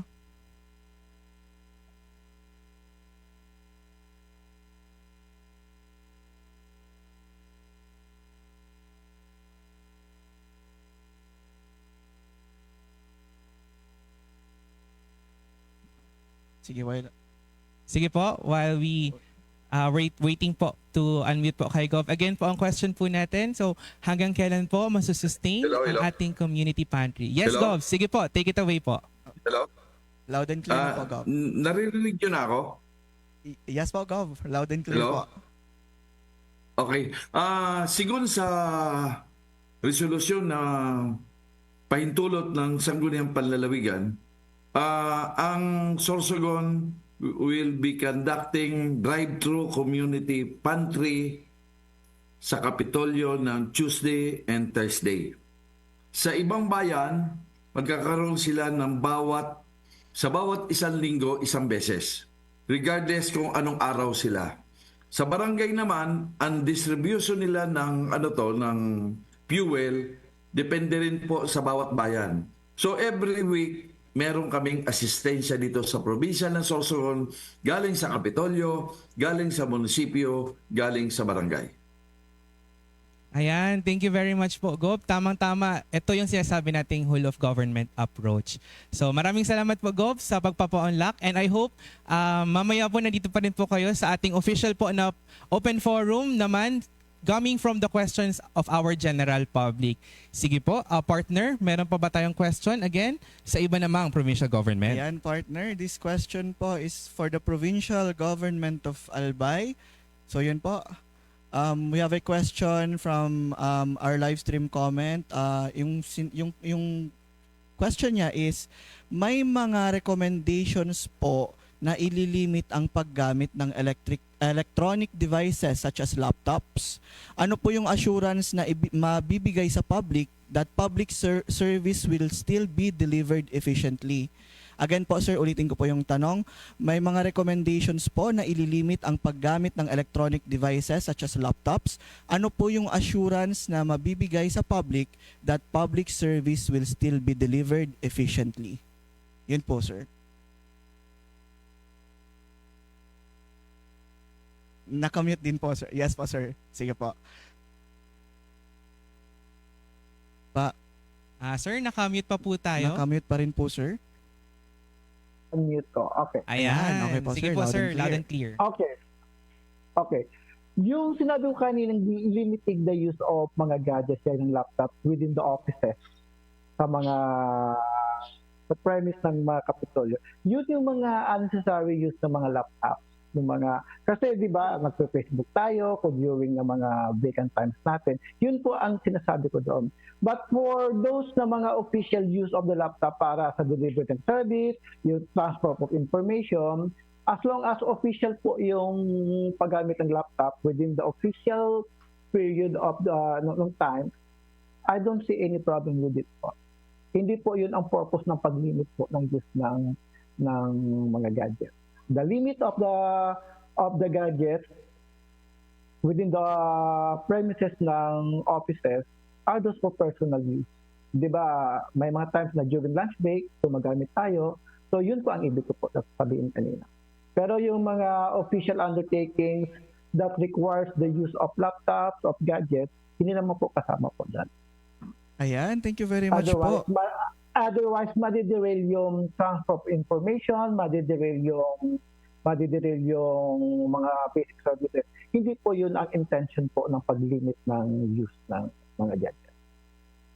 Ayan, at least nabigyan talaga ng linaw ni Engineer Matias yung katanungan from our comment section sa live stream. So sir, thank you very much for answering, and we do hope din po na magstay ka pa din po until sa ating segment for our open forum later. Yes, tama partner. Sir, thank you po. Okay, thank you. Until 6:30 pa naman kami dito sa office. Thank you sir. Thank you po. Sir. So now we move to a question for the provincial government of Camarines Norte. With the conduct, kanina po na nasabi po ni sir na nagkakandak po sila ng regular monitoring of fuel prices through their Provincial Price Coordinating Council. So sir, may mga recorded incidents na po ba na may lumabag sa mga suggested retail prices for our BNPCs, ang ating basic necessities and prime commodities? At doon naman sa parte na monitoring ng ating mga gas stations, sir, may incidents na bang reported na nag-hoard ng mga gas stations ng mga supply for the fuel?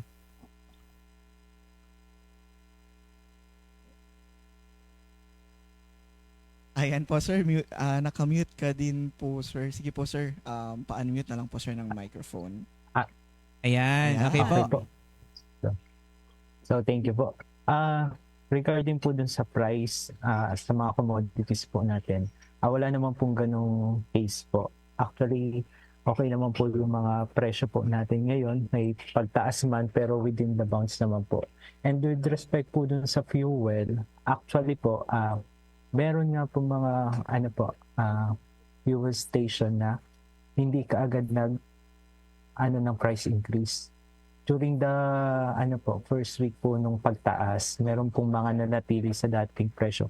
Parang charity works po nila sa mga kababayan po natin na apektado po ng oil crisis. For example, meron po isang establishment na kung ano po yung presyo niya nung last week,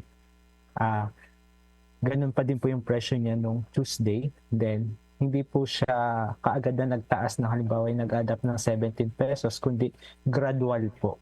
So, may mga ganun din pong mga cases po na nangyari po dito sa Camarines Norte. Pero yung mga negative cases, wala naman po kami na-record na review po.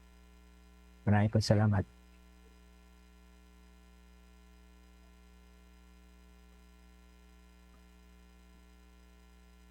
Ayan, nakamute din pala ako. So, sana po sa Sir John sa provincial government po pala ng Cam Norte or sa province of Cam Norte, hindi pala mabilis yung pagtaas ng mga presyo po ng ating gasolina dyan. I hope ma-share po ng province of Cam Norte yung suppliers po nila sa inventory po ng kanilang fuel or gasoline para naman mayroon pong mga other suppliers na po na pwedeng pagkunan din yung other provinces na hindi din agarang nagtataas ng presyo. So yun po sir, thank you po. Tsaka partner, maganda na yung bayanihan, iba-iba talaga yung forms of bayanihan, lalo na sa krisis na kinakaharap natin ngayon. Yes, partner, tama ka dyan. Kaya yun, thank you very much po sir from PG Camarines Norte. Now we go on to PG Catanduanes po. We have a question po. So, the question is, what can be expected sa pag-scale down ng Abaca Festival 2026 into virtual mode instead of the usual face-to-face implementation? Again po sir, ulitin ko po yung tanong. What can be expected sa pag-scale down ng Abaca Festival 2026 into virtual mode instead of the usual face-to-face implementation? Thank you po. Maraming salamat sa tanong. Actually, yun din isa sa mga banner na namin response dito sa energy conservation program, yung pag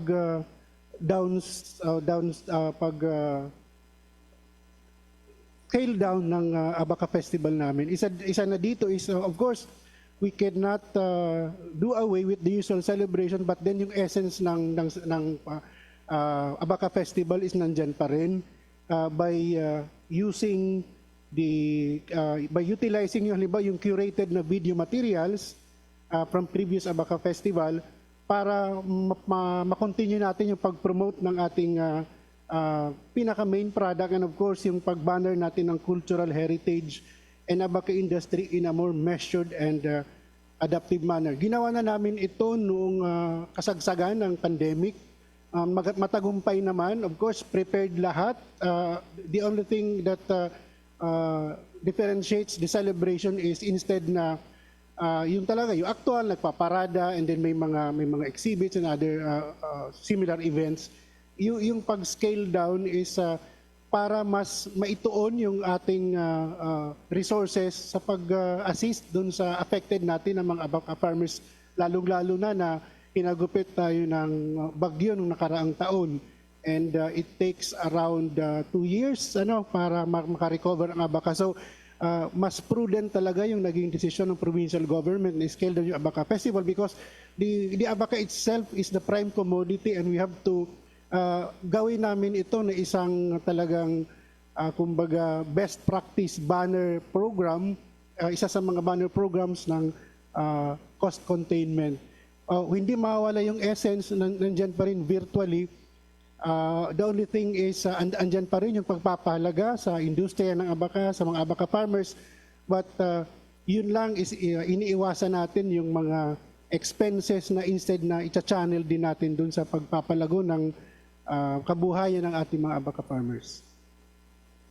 Ayan, thank you po Sir Jerry. And I hope po yung sa realignment ng ating Abaca Festival na funds would really benefit our Abaca farmers. I hope meron pong plans pa more on upskilling siguro ng ating Abaca farmers, or even trainings na lang po siguro on improving how they could efficiently provide for the Abaca products that we have in Catanduanes. Yes po, actually nakatuon ngayon ang provincial government sa convergence programs ng PhilFIDA, ng DTI, ng DOLE, ng Department of Labor and Employment, ng DOST sa papatuloy nagpapalago ng kabuhayan ng Abaca. Maraming mga programa like yung training, yung pagpapataas ng value ng ating produkto, hindi lang yung raw material, yung pagbibigay ng tawag doon ng mas importansya doon sa presyo ng mga produkto ng Abacalero, doon nakatuon actually ang provincial government. And may naka-pipeline na mga programa, mga convergence programs, tie-up ng mga agencies na ito para bigyang pansin, bigyang alalay, asistensya ang ating mga Abaca farmers. From production to training to even yung pag-utilize and pag-explore ng mga ano yung mga potential ng Abaca products in partnership with private partners, in partnership with private sector para mas mabigyan natin ng halaga na hindi lang yung ilalabas natin raw material, paano natin bibigyan ng value yung produkto natin para in the end, ultimately, ang may kinabang is yung mga Abacalero. Yan ang pinaka-essence ng ng pag-scale down ng Abaca Festival. The festival, the recognition itself, was naka-train sa farmers, but then mas prudent, mas focused, mas masinop na celebration. Yan po. Ayan, thank you, sir. Again, from the Provincial Government of Catanduanes, maraming salamat po. Now we have one more provincial government that we'd like to acknowledge. We would like to acknowledge po the presence of the provincial governor of the provincial government of Masbate. We have Honorable Ricardo Co. Sir, good afternoon po. Meron din po tayong one question actually for the provincial government of Masbate. Sir?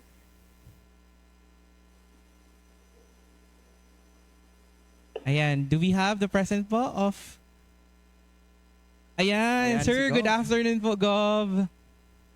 Ayan, sir, may one question po tayo here. So, Hello. yun po.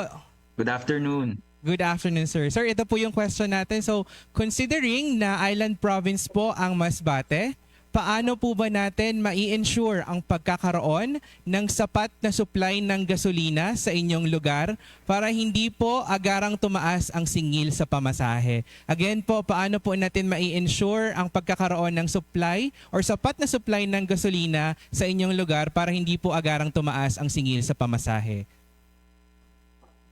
So, good afternoon, everyone. No?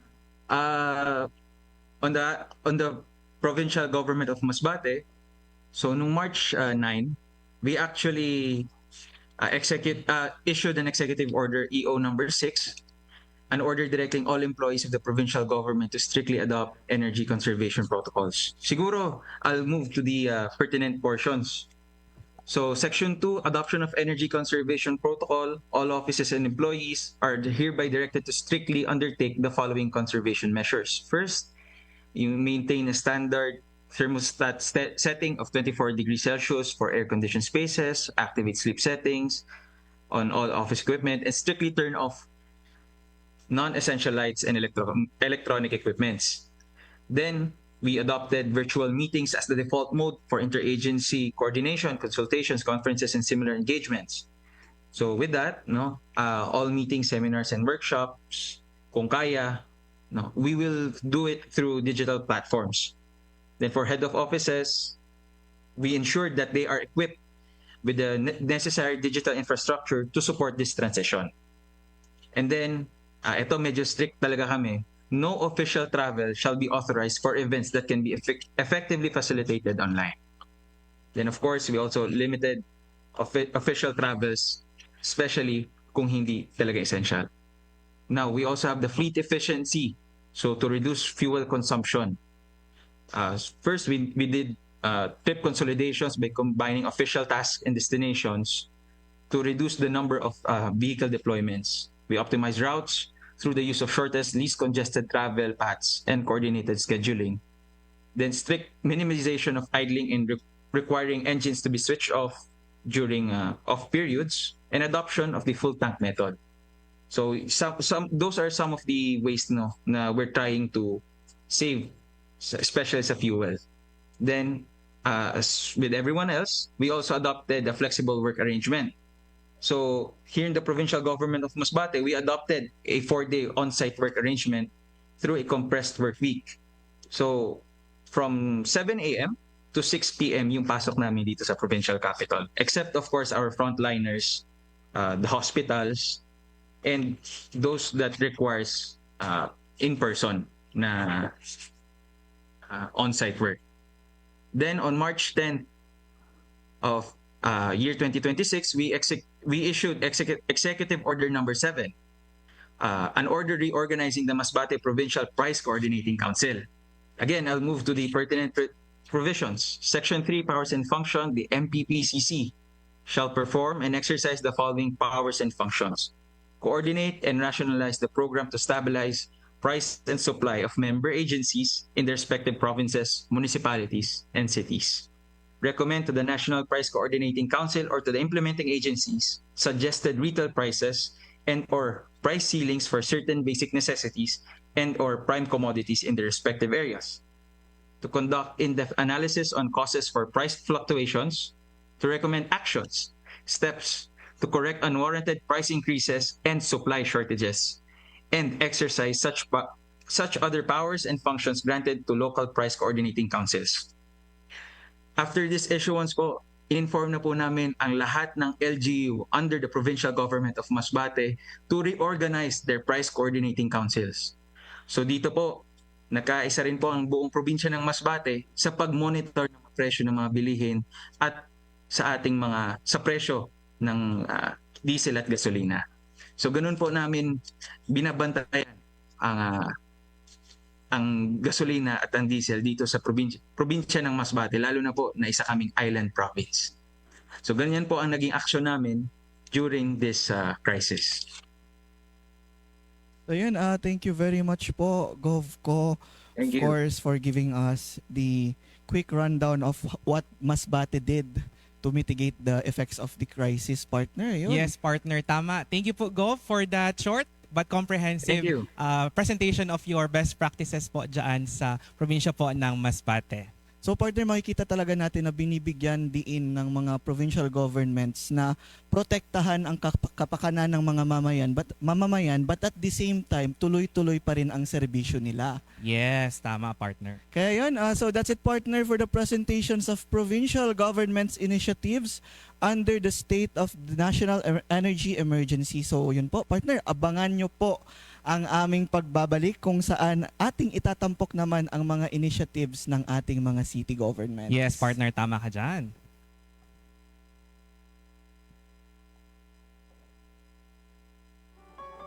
The department shall ensure peace and order, public safety and security, uphold excellence in local governance, and enable resilient and inclusive communities.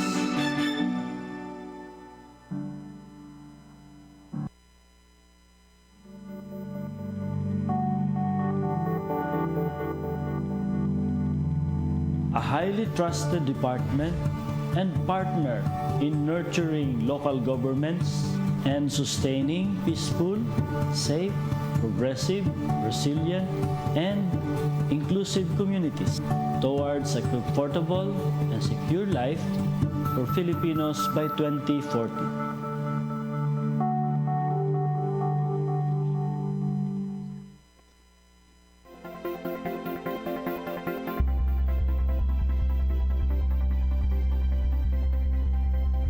DILG ay matino, mahusay at maasahan.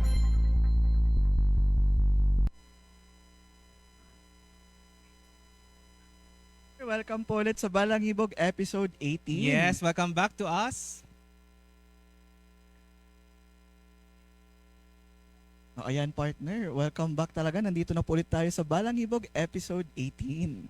So sa ngayon, partner, simulan naman natin ang part 2 ng ating of course segment. Dito natin tatampok ang mga presentations naman mula sa ating mga city governments.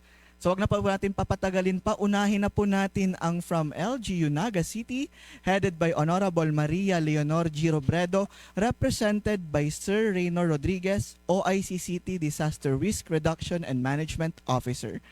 Magandang hapon po. Good afternoon po, sir.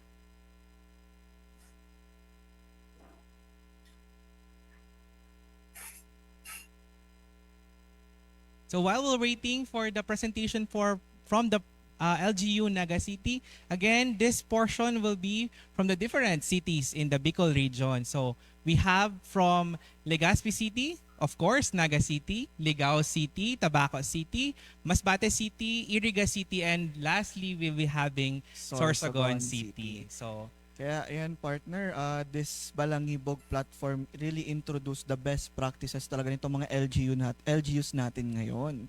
Ayan, we have from the LGU Naga City, sir. Are we good na po? Good afternoon. Yan, sir, loud and clear. Apo. So magandang hapon po sa lahat.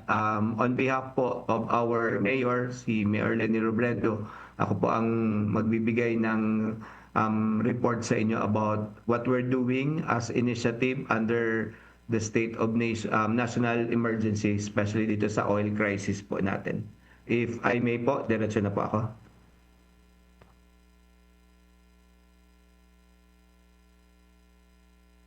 Hello? Yes, sir. You may proceed po. So, as for the rationale po, as we heard from the previous presenters, ang pinaka-purpose lang po naman natin is maprotektahan po yung ating mga mamamayan, especially po yung pagpapanatili ng services na pwedeng ibigay ng local government of Naga sa mga Nagueños amid sa krisis na kinakaharap po natin ngayon. So, nagsimula po yung pagkakaroon po namin ng step-by-step procedures kung paano gagawin through an assessment kung ano po yung kakayahan ng LGU Naga na pwede pong magawa within the City Hall itself, and at the same time doon sa kung ano ang pwede po nating maibigay sa mga, especially sa mga affected po na mga constituents, and that is doon po sa transport sector. So kung makikita po natin more on sa loob po ng opisina, even prior po talaga nung crisis, si Mayor Lenny po nag-issue na po siya nung pagtitipid ng paggamit ng kuryente. Similarly po with what we've heard, pag alas 9 lang po pwedeng mag-on ng kuryente, tapos alas 4 off na din po. Pero yung lahat pong yun, mas pinatatag po yung procedure or yung policy nung nakikita po natin na pwedeng lumala talaga yung sitwasyon, na unfortunately lumala po talaga. So moving forward, nagkaroon po kami ng recommendations through the MANCOM and the CDR-RMC na ang pinakaano lang doon, maging kalmado. Hindi ipakita sa tao na parang mismo yung local government ng Naga nasa panic mode, para po yung excuse for the term, pero yung pera kumbaga continuously nagfo-flow lang sa city, pero ini-install na po yung mga procedures kung paano yung pagtitipid sa loob ng bahay, meaning sa City Hall, at the same time yung pagbigay ng mga programa na hindi na nila nahalata, pero yung pagtitipid first and foremost priority po talaga ng city. So ni-review din po yung continuity plans through a command center operation, especially yung operations po ng hospitals, communication systems, tapos yung mga critical facilities just like electricity and all that, para po ano man yung mangyari, nakita po natin, nakapapel siya. So mas madali po namin mababalikan, especially pag nandun sa quote-unquote panic mode, kasi lumalala po talaga yung sitwasyon. And we made 3 scenarios po na kung saan doon namin susundin yung mga concrete steps depende po sa sitwasyon na pwedeng kaharapin ng lungsod. And unfortunately or fortunately, doon po sa stage 1 nandun tayo, which we will discuss in a bit. And hoping lang na yung second and third stage, kasi yung worst scenario ay hindi mangyari. Pero just in case, meron po tayong ginawang mga procedures kung paano natin gagawin yon. So again, yung giyera po sa Middle East hindi po umabot sa atin, pero as mentioned, ang hindi po battlefield threat yung nandito sa syudad or sa buong Pilipinas, kundi it's more on yung strategic, economic, and civil protection risk na na-experience po natin ngayon, yung giyerang kinakaharap po natin. So yung first phase po, we call it the continuous price surge or the inflationary scenario. Yung trigger po nun, yung kung sa Pilipinas umabot yung diesel ng 100, na umabot po halos more than na, double na halos. So yung focus po ay yung economic cushioning saka yung operational efficiency, especially ng LGU, kasi definitely po unacceptable kung because of the crisis sasabihin ng lungsod na wala na kaming kakayahang mag-render ng expected na services, at least the basic services to the Nagueños. So yung ano po is yung mandato is 50% reduction sa non-essential ng LGU fuel consumption. So nakalagay naman po sa isang executive order din. Tapos yung pag-implement po ng fleet pooling, kung saan yung lahat po nung vehicles, actually po prior to this, niluluto na po yung executive order doon sa fleet management because we've learned it from Quezon City. Si Quezon City, matagal na, napakalaking lungsod, pero very efficient po talaga yung kanilang fleet management. And dito po kasi sa Naga, yung I think similar with other LGUs, halos kada office may tigi-isang sasakyan, pero kung makikita natin through a fleet management, pwedeng baka may 5 dyan na isang pupuntahan lang. So those things, yun po yung ginawa natin na para po mas maging efficient yung paggamit ng sasakyan na kumukonsumo po ng crudo or ng gasolina. Second po is yung alternative work arrangement. Nag-transition po ito 4-day compressed work week. Although meron po kaming freedom na hanapin kung work from home tapos yung 7 to 6. Pero ang pinaka-highest order naman po ay hindi maputol yung services. Kasi we have to admit, as I've heard from the previous presenters, na mahirap po talaga yung mga frontliners talaga na 4 days lang siya. Pero ang point, 4 na araw lang tatakbo ng 9 to 4 yung kuryente, especially air conditioning units sa mga opisina po ng LGU Naga. Another po is yung market monitoring, yung bantay presyo. So, nag-activate din po ng City Price Coordinating Council para po ma-monitor doon sa Naga City People's Mall or yung aming supermarket. Especially kasi maraming sinasabing, yun nga po nung one of the meetings sa Legazpi with the LGU, yung sinasabi ni DTI walang pagtataas, pero pag pumunta ka talaga sa ground, it's a totally different scenario kasi bago pa man tumaas yung presyo ng gasolina at saka ng crudo, feel na po nung mga, especially nung mga maralita, kasi umakyat na sa rason na mataas daw po yung crudo. So yun po yung binantayan ng lungsod para po walang umabuso or maabuso with regards to pagtaas ng presyo ng prime commodities, especially yung mga pagkain na yun naman talaga yung pangangailangan ng mga tao. And last po ay yung social protection.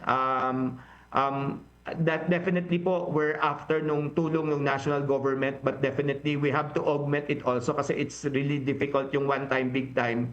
So sa amin po, just to be clear on that, although hindi pa po kami naglalabas kasi ka-distribute lang ng 5,000. Ang usapin po dun sa dokumento, ang sinasabi, after 10 days, so expected, although talagang kahit 1 day, ubos na yon, saka po maglalabas yung city naman. For the jeepney, ang nagro-rota po sa amin on a daily basis is around 545.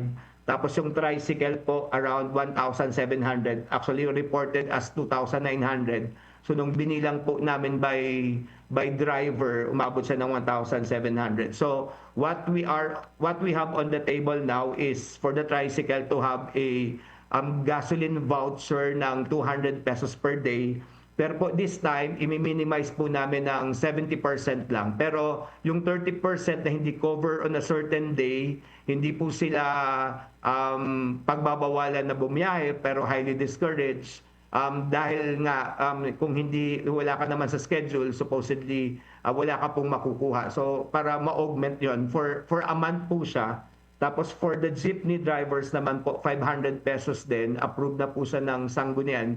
Yung tricycle po ongoing yan, baka po next week. So yun po yung preparation, although hindi namin ina-announce is 3 months, pero ang nilabas po namin is 1 month kasi malaking pera po talaga yung gagastusin natin. Hopefully yung condition natin outside the country medyo bumuti para medyo may epekto naman po sa atin. Yung phase B or phase 2 po, ito yung the last straw of scenario na nagsabi na 15 days na lang yung limit po natin. So I will not be digging too much on this, pero ang sinasabi lang po, kami nakapag-coordinate po. Ang supplier naman po namin halos yung lahat ng gasoline outlets rito, especially yung big 2 among the big 3. Si Petron nangako naman, tas we have this e-gas na partner naman ni Petron, same owner sila. Kasi sabi nila, kasi may sarili silang depot, sabi ko lang, just in case lumala po, talagang kung pwede na priority kami. And meron naman silang commitment together with the Bicol Medical Center and the BFP and the PNP na priority po nila. So, yun yung scenario. And yung last po, yung phase C or phase 3, ito po yung nagsasabi na wala nang supply. So ginawa na po namin ng scenario. So yung trigger doon, wala nang commercial fuel. So reliant na tayo sa manual sa renewable system. Unfortunately, yung LGU Naga hindi pa po doon. Kaya doon after po nito, kailangan naming mag-invest po sa solar powered na kuryente, source ng kuryente, at the same time yung mga sasakyan kasi wala po kaming ganong resources, and we had noted na very important po yun. Ang focus po is public zero and zero fuel operations, kung saan yung gobyerno ay nandun pa rin and kaya pong ibigay yung mga basic necessities. Instead of people going to the city, it's the city now going to the different barangays using the alternative method. Ito po yung tatlong scenario. Pag sinum up po natin, ito siya. So nasa phase A po tayo. So yung price hike. Yung apat po, nagagawa na natin yon. Yung sa pooling ng vehicles, yung workforce, tapos yung fare monitoring. Fortunately naman, sumunod naman, naging patient naman. Actually, the good thing, hindi po sumasama ang Naga transport sector sa mga strikes, so we're not affected. So napapaintindi pa sa kanila, pero definitely merong may ano po yung PC may hangganan talaga siya. Tapos yung price cap po palaging nandun. Yung sinasabi po namin dito na LGU expenditure na 50%, yung lahat po ng PPA dito sa phase A, ito lang po yung virtually, ito yung dapat gastusin nyo. Kaya actually nagkaroon na kami ng survey sa different offices, different departments. Ano yung among the, of course, PPA po yon, very important yon sa kada opisina. Pero kung sakali man na mga ilangan talaga tayo, ano yung pwedeng i-let go muna natin or i-postpone na pwede nating magamit yung pera kapag lumala pa yung sitwasyon. So that's 50%. While pag dumating po tayo sa second phase, 25% na lang, and pag third phase, the last phase, 10% na lang po ang pwedeng gamitin ng LGU Naga, yung mga offices. So ito po yung ginamit naming parang monitoring, nag-self-rating po kami kung ano yung kakayahan namin, so out of 20, para naman po yung mga actions na gagawin, doable talaga. At the same time, parang as if normal, pero po methodical yung approach para po wala ring mapahamak doon sa kung ano yung tinigil lahat tapos hindi rin nakatulong at the same time sa mga tao sa sobrang pagtitipid. So tiningnan po talaga yung from pinaka-priority to least priority. Okay. So ito po yung ginawa naming scorecard, yung resources from low to high. Hindi ko na po i-discuss. Pinapakita ko lang po kung paano namin yung approach ng bawat gagawin po ng lungsod ng Naga. Tapos yun, for yung hot take po, sorry for the Mancom, pero yun, dapat po at least yung immediate action, positive 15, more than 15. Pero pag medium po, yung contingency action require more planning. So dito po kami ngayon na task ni ma'am. There is a TWG working on the things, yung mga nitty-gritty po para, sabi ko nga po, methodical yung actions na ititake po ng LGU. Tapos, as a result, nakapag-issue po siya ng 3 executive order. Yung number 12, instituting emergency fuel conservation measures. Kasama na po din yung pagbiyahe sa region, sa Legazpi. So, I think, if I'm not mistaken, 3 weeks ago, nagpadala ng sulat si ma'am sa lahat ng regional offices requesting if Naga can be spared. And now I heard na ganun din yung ginagawa ng ibang ng mga provinces at ng mga LGUs moving forward. Later siguro sa mga presentation na kung pwedeng virtual na lang kasi nga po because of the need na maging masino po tayo ngayon. And number 15, an omnibus order adopting a full compressed work week. So pinapractice na po natin yon. And yung last po, yung recently yung number 22, mamaya po may lalabas pag lipat ko po sa main office sa City Hall, may papapirmahan po kami pero hindi ko na muna sasabihin dito. Constituting the technical working group, ito na po yung sinabi ko na for the formulation and implementation of Naga City fuel crisis for adaptive measures defining their composition and functions and other purposes. So on a daily basis po, nagtatrabaho po sa including po yung pag-monitor sa mga gasoline stations. Fortunately, very naman po yung mga outlets namin kung sa sila nagpapadala, pero we have some ocular inspections especially on Tuesdays kasi doon po yung epekto ng pagtaas saka pagbaba. At the same time, wala rin pong notable na nagsara because of hoarding. So lahat naman ang walang dumating na supply sa yung mga small players, and that's acceptable and understandable. Pero definitely po wala po kaming reports ng yung kung may naglolokong mga nagninegosyo para to take advantage of the situation. That's all po. Ayan sir, thank you po for that presentation.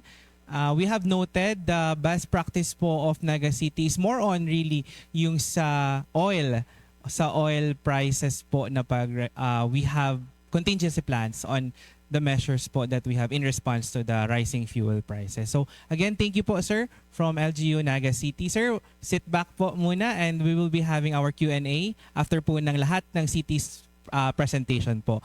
Again po, we would like to remind everyone or the rest of the presenters po na for the city governments, we only have 5 minutes po to present their best practices. So again, thank you so much from LGU Naga City.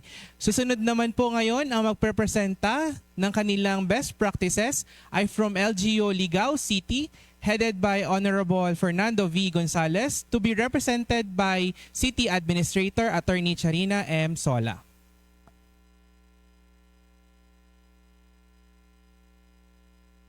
And good afternoon po, ma'am. I believe for Ligao City, we have an AVP presentation.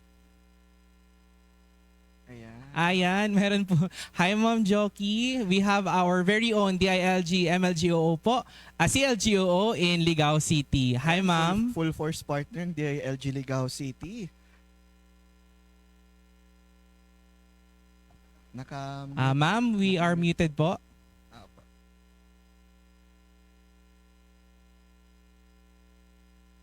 While we're waiting for the presentation po ng Ligao City, again, we would like to remind everyone na 5 minutes lang po for our city governments.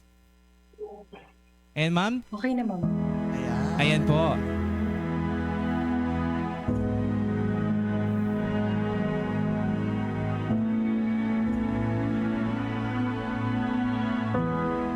nagkaroon tayo ng programa ang city government headed by our beloved Mayor Fernando Gonzales. Nakita niya yung nagiging epekto not only for the sa ating mga driver operator, pero mas nakita niya, mas naapektuhan dito ang riding public. Kasi instead na mag-increase kita ng fare hike, sinasubsidize ka na city government para kahit paano di masyadong madipisilan pati riding public.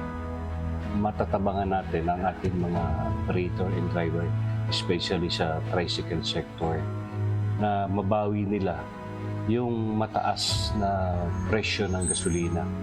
Ngayon, dahil alam natin ang krisis na nangyari sa digmaan sa gitnang silangan. Kaya yan ang naging programa.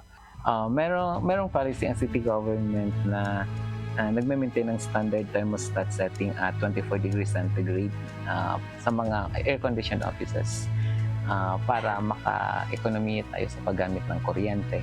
And also, from 9 a.m. to 12 p.m. lang ang paggamit ng aircon, and pinapatay siya from 12 to 1, and then 1 p.m. to 4 p.m. Then 4 p.m. to 5 p.m. hindi gumagamit ng aircon ang mga opisina natin. This policy have been in place since 2022 nung pag-upo ni Mayor Gonzales bilang city mayor. So long before the executive order number 114 of the Office of the President, meron na tayong policy para maka-ekonomiya tayo sa paggamit ng kuryente. The city mayor limits official travel to essential and indispensable functions only. So yung mga hindi naman importante, hindi na pinapayagan na gumamit ng automobile, ng service vehicle ng city government. Also, we have strengthened fleet efficiency measures to reduce fuel consumption. And we have adapted and implemented such other appropriate energy conservation measures para ma-ensure na efficient and judicious ang paggamit namin ng oil and electricity. Also, sa adoption of flexible work arrangement, merong isang batch ng city government offices na may compressed work week and skeleton workforce, and there are offices maintaining regular working or operational schedules from 8 a.m. to 5 p.m. lalong-lalo na yung mga nagbibigay ng mga basic services, frontline services sa mga clients like the BPLO, the City Health Office, City Social Welfare and Development Office, and CDRRMO. Also, nakipartner din po tayo sa GCash. Yung MOA ay i-approve pa ng Sangguniang Panlungsod, pero meron na kaming mga initial meetings with GCash executives para yung binibigay na subsidies sa tricycle drivers and other transport operators ay matatanggap na nila through GCash, and para hindi na nila mamasahe papunta ng City Hall and other areas na pinagbibigyan ng mga ayuda. So, with the GCash, pwede nilang ma-access yung subsidy na binibigay ng City Hall. On March 16, the task force was reactivated for the price monitoring of the prime commodities and basic necessities. So, every Tuesday and Sunday, nagkakandak sila ng price monitoring. And other departments like the DA, the BPLO, we monitor the agriculture products, LPG, and fuel increase. Every Tuesday, we have the consolidation of all the reports. And every Friday, we monitor the LPG and the fuel increase. And we are submitting it to the Office of the Mayor. Pumutok ang giyera, tumaas ang gasolina, andyan kagad ang programa. Nag-anticipate tayo kagad na magiging result nito. Lahat sila ay sumuporta sa programa dahil alam nila na ito ay malaking tulong sa ating mga kababayan, hindi sa city government, hindi sa syudad ng Ligao.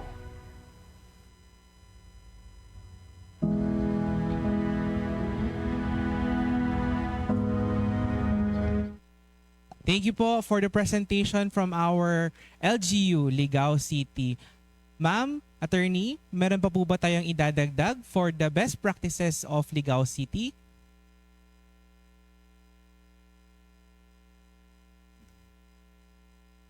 Ayan, hello po ma'am. Good afternoon po again.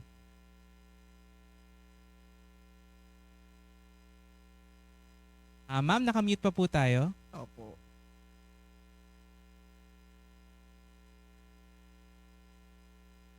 Hello po. Am I audible po? Yes, ma'am. Good afternoon po. Yan. Magandang hapon po sa ating lahat po. Andito po kami kasama ang aking CLGOO, ang aming CLGOO si Ma'am Noida. So comprehensive naman po yung video presentation. Pero gusto ko lang pong i-emphasize yung ordinance po na granting gasoline subsidy po sa ating tricycle drivers and driver operators ay enacted March 16. So onset pa lang po ng surge ng price po ng fuel, nagkaroon na po ng aksyon ang city government po regarding dito. Bali po, isa din po dun sa initiative po ng city government ay syempre po adoption ng Memorandum Circular 114 ng Office of the President.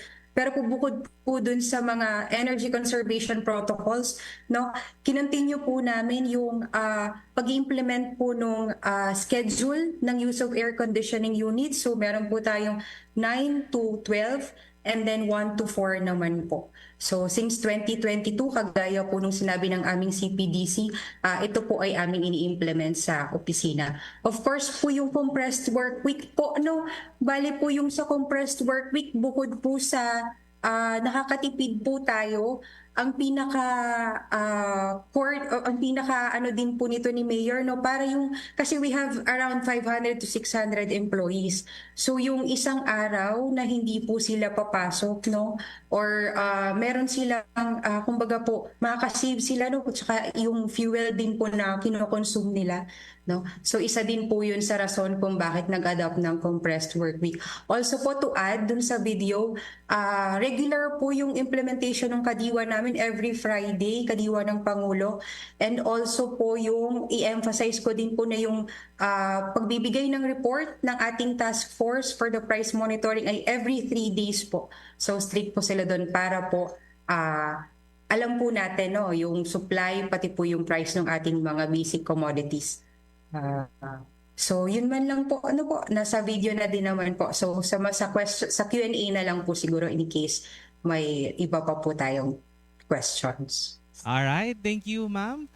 We'd like to acknowledge again yung ating CLGOO, Ma'am Jo Noida. Of course, with the LGOO2s, LGO2 Marian, and of course, LGO2 Joseph.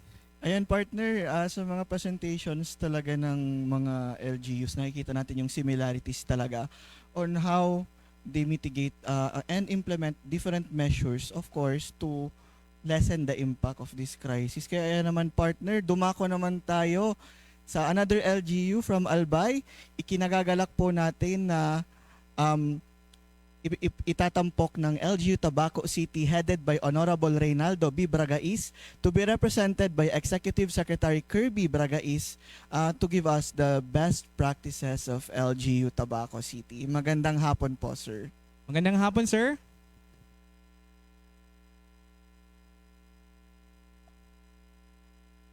Ayan, while waiting, siguro, partner. Ayan, magbibigay muna ng AVP po ang Tabaco, then we proceed po with the speaking po ni Sir Bragais.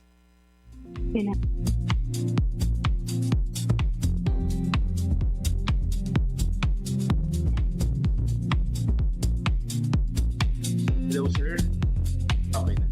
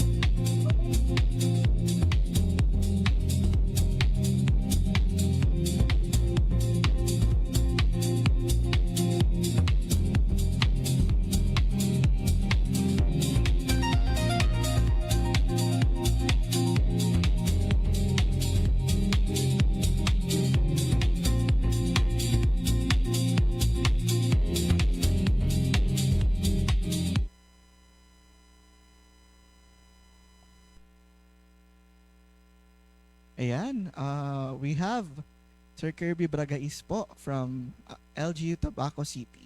Sir? Hello sir, good afternoon. Am I audible po? Yes po sir, loud and clear po. Hello. So, as you well know sir, due to the rising crisis po ngayon, due to the Iran-US conflict, the local government unit of Tabaco has proactively acted para po sa mga pangangailangan ng ating constituents. And primarily po, we have released an executive order, executive order number 8. So I would like to proceed to the pertinent sections. So we have here po section 3, building energy management measures. So all city government offices shall adopt the following energy conservation practices. Air conditioning units shall maintain thermostat settings at 24 degrees. As you can see po, dito po sa aircon, we are really trying to observe the 24 degrees kahit medyo hindi po tayo sanay. But all for public service po, ginagawa po natin ito. So lights and non-essential electrical equipment shall be turned off during breaks and when offices are temporarily unoccupied. As a matter of fact, pag lunch break po, and talagang wala namang client, we really do turn off the lights. And ngayon po sa office, wala pong nakabukas na ilaw. Ito pong lighting ngayon is just the sun reflecting itself dito po sa loob. As well as for the computers, equipment shall have active power saving or sleep modes when not in active use. And personnel are encouraged to minimize elevator use when traveling short distances.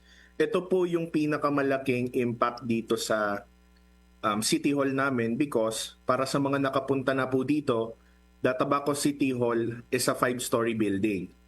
So when we tried to implement the minimal use of elevators, hindi po talaga namin siya pwedeng tanggalin as is. So we made an internal rule na if you're just going a story up or down, we encourage the use of the stairs instead. Pero kung first floor to fifth floor, of course, we do understand. And also for the PWDs and our senior citizens, kailangan po talagang gamitin din yung elevators.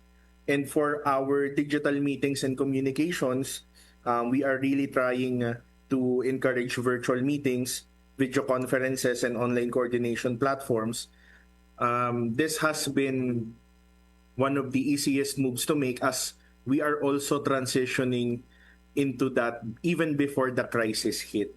So as for the official travel, we do consolidation of trips when practicable, route optimization, avoidance of unnecessary travel, and monitoring of vehicle dispatch and fuel consumption. And most importantly, especially for us employees, we have flexible work arrangements. So consistent with Civil Service Commission policies and subject to the exigencies of public service, the city government has adopted a 4-day work week. So except for the frontline services. So as for the monitoring and reporting, the BPLO po has already started to conduct its monitoring lalo na po sa mga presyo sa mga pamilihan and sa mga gasolinahan po. And we are actively trying to do more. The number one problem lang po talaga is currently funding.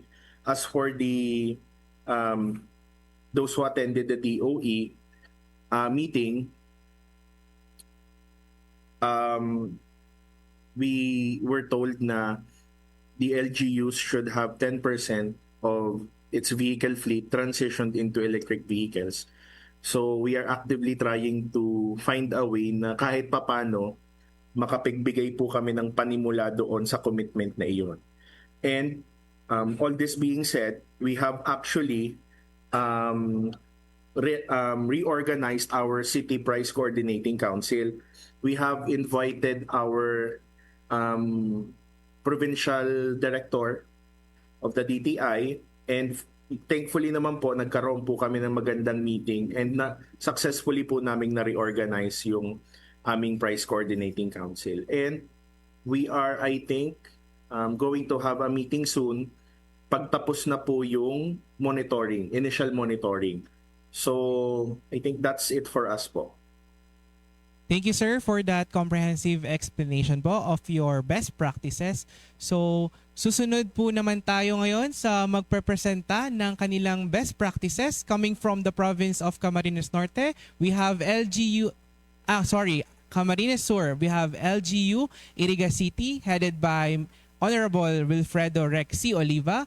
Mayor Rex is here with us to share their best practices. Magandang hapon po, Mayor.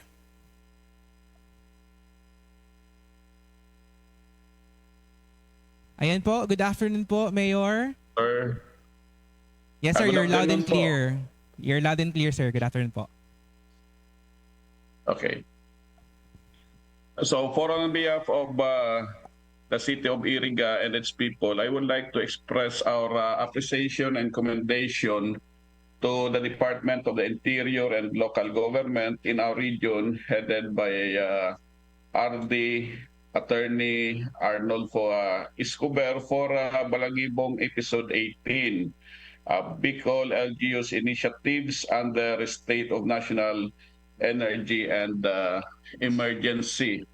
This enables local government units, in this case today, particularly provinces and cities, to share the measures they are undertaking in response to Memorandum Circular number 114 of President Bongbong Marcos that encourages local government units to adopt and implement the energy conservation measures as set forth in said Memorandum Circular.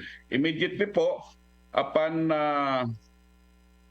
being encouraged by the President, this representation issued Executive Order number 7, series of 2026, adopting a 4-day work week arrangement in the city government of Iriga, consistent with Memorandum Circular number 114, series of 2026, and Civil Service Commission policies on flexible work arrangements. Kaya nga po, starting March 16, we are now adopting work schedule starting from Monday to Thursday, from 7 o'clock in the morning until 6 o'clock in the evening, with a 1-hour lunch break. And incorporated in said executive order, we are adopting essential and frontline those officers that are engaging in essential and frontline services. They engaging in health services, emergency response, disaster management, peace and order, and other frontline services.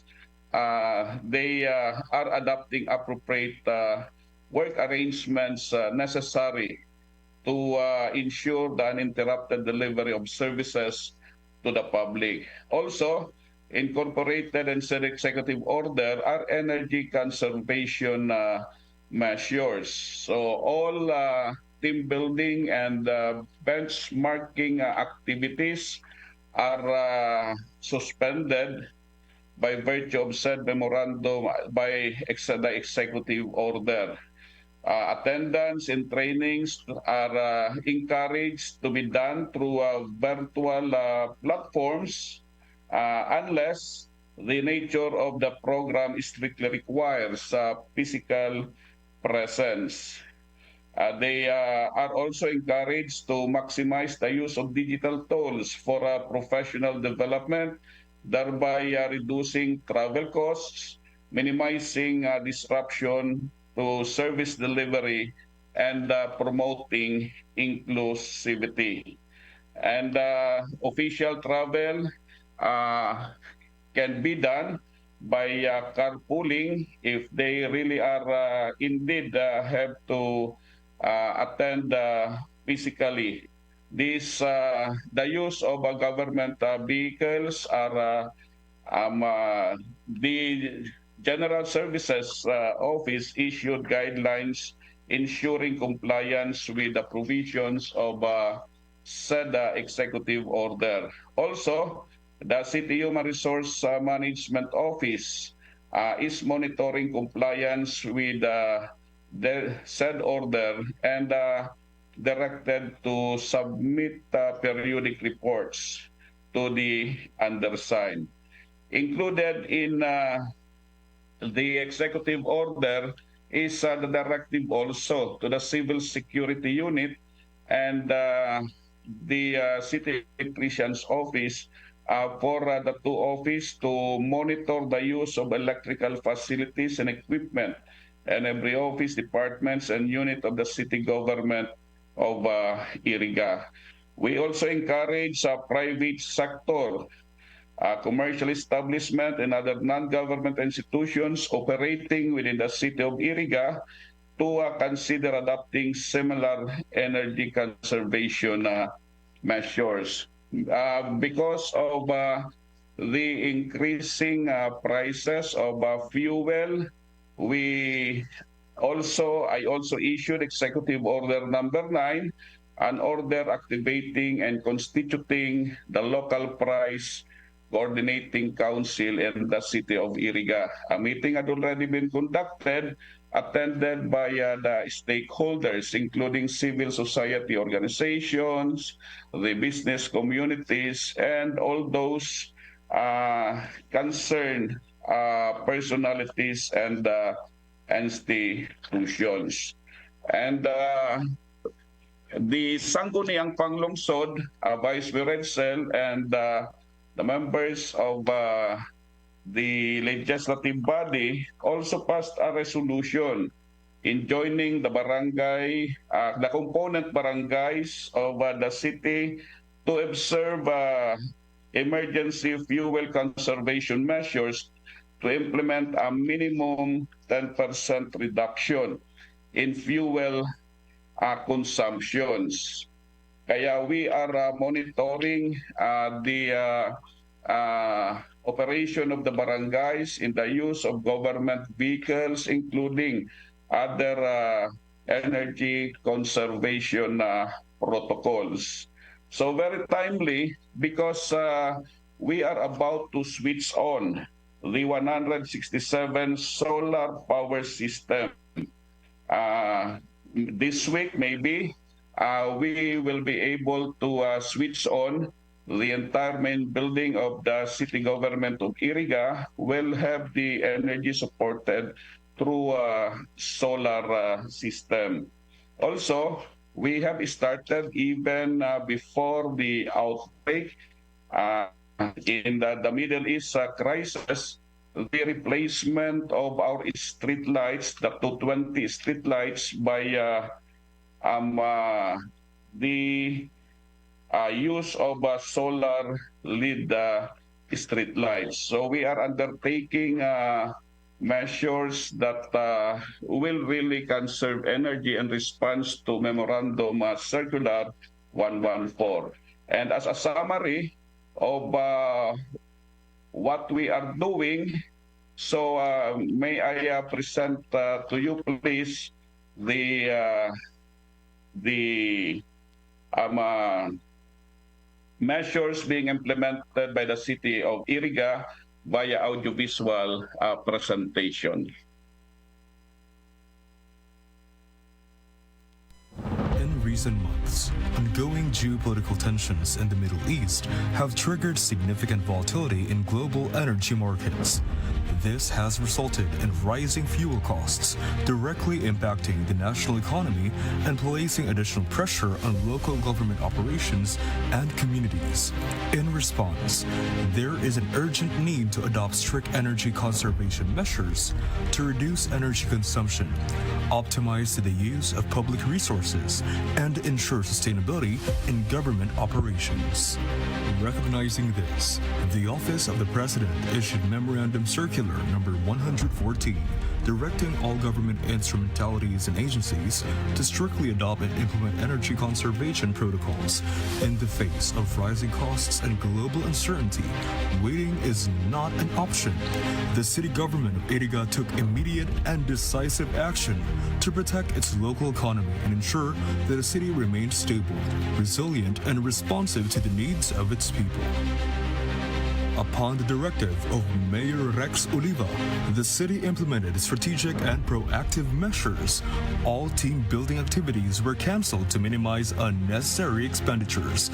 It implemented a 4-day work week arrangement pursuant to Executive Order Number 7, Series of 2026, adopting a 4-day work week arrangement in the city government of Iriga, consistent with the Memorandum Circular Number 114 and the Civil Service Commission policies on flexible work arrangements.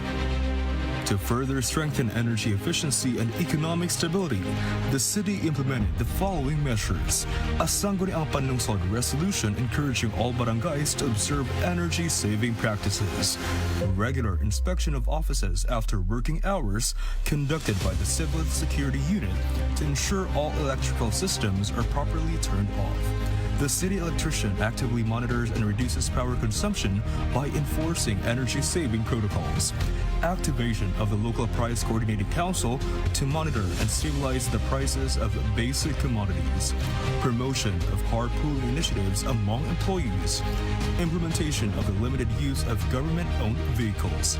Adoption of virtual meetings to reduce travel, fuel consumption, and operational costs. Strengthening of information, education, and communication campaigns through various media platforms. The city also ensured coordinated efforts with transport and social sectors through the city's Social Welfare and Development Office and in partnership with the Tri-Mobile Franchising Unit and the Land Transportation Office. Tri-Mobile drivers were mobilized and coordinated in the distribution of cash assistance from the Department of Social Welfare and Development, highlighted by the visit of Regional Director Laurio. In support of sustainable and community-based initiatives, the city also promoted and supported Bicicleta Iglesia, encouraging eco-friendly transportation. Most importantly, the city government of Iriga now operates on solar power through its 290-panel solar energy system at the main city hall, a proactive initiative under its eco-friendly programs, demonstrating a forward-looking approach in reducing energy costs, ensuring sustainability, and keeping the city one step ahead in times of uncertainty. Through these collective efforts, the city government of Iriga demonstrates that proactive governance, strategic planning, and community cooperation can effectively address global challenges at the local level. This is Iriga City, resilient, proactive, responsive, and moving forward.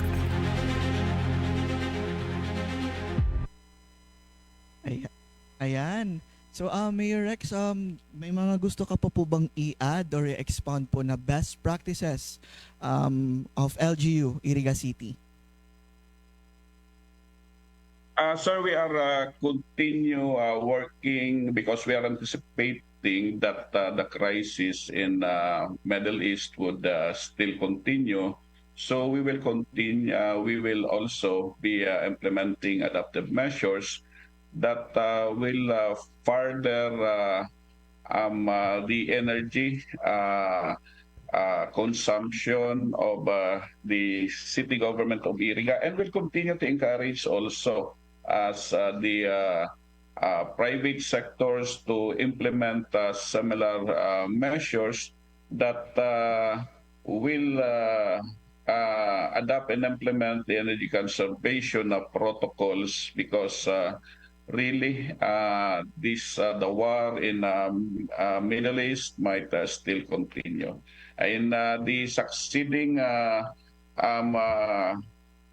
effort of the DILG, maybe we can still present the other initiatives that we will be undertaking, sir. Ayan, thank you very much po, Mayor Rex. Of course, thank you po sa inyong comprehensive presentation with a complemented po with an AVP showcasing the best practices po of LGU Iriga City. We do hope po, Mayor, na you can stay for a little bit pa po for our CLGU question and answer portion po after po mag-present ng lahat po ng cities invited in this Balangibog. Thank you very much po, sir. Up next, we have the Local Government Unit of Masbate City, headed by Honorable Attorney Olga Tico, represented by Rex Francis N. Lupango, Traffic Operations Officer 4. Good afternoon po, sir. Good afternoon, sir. Am I audible po? Yes po, sir. Loud and clear po. Okay. Allow me to share my screen, sir.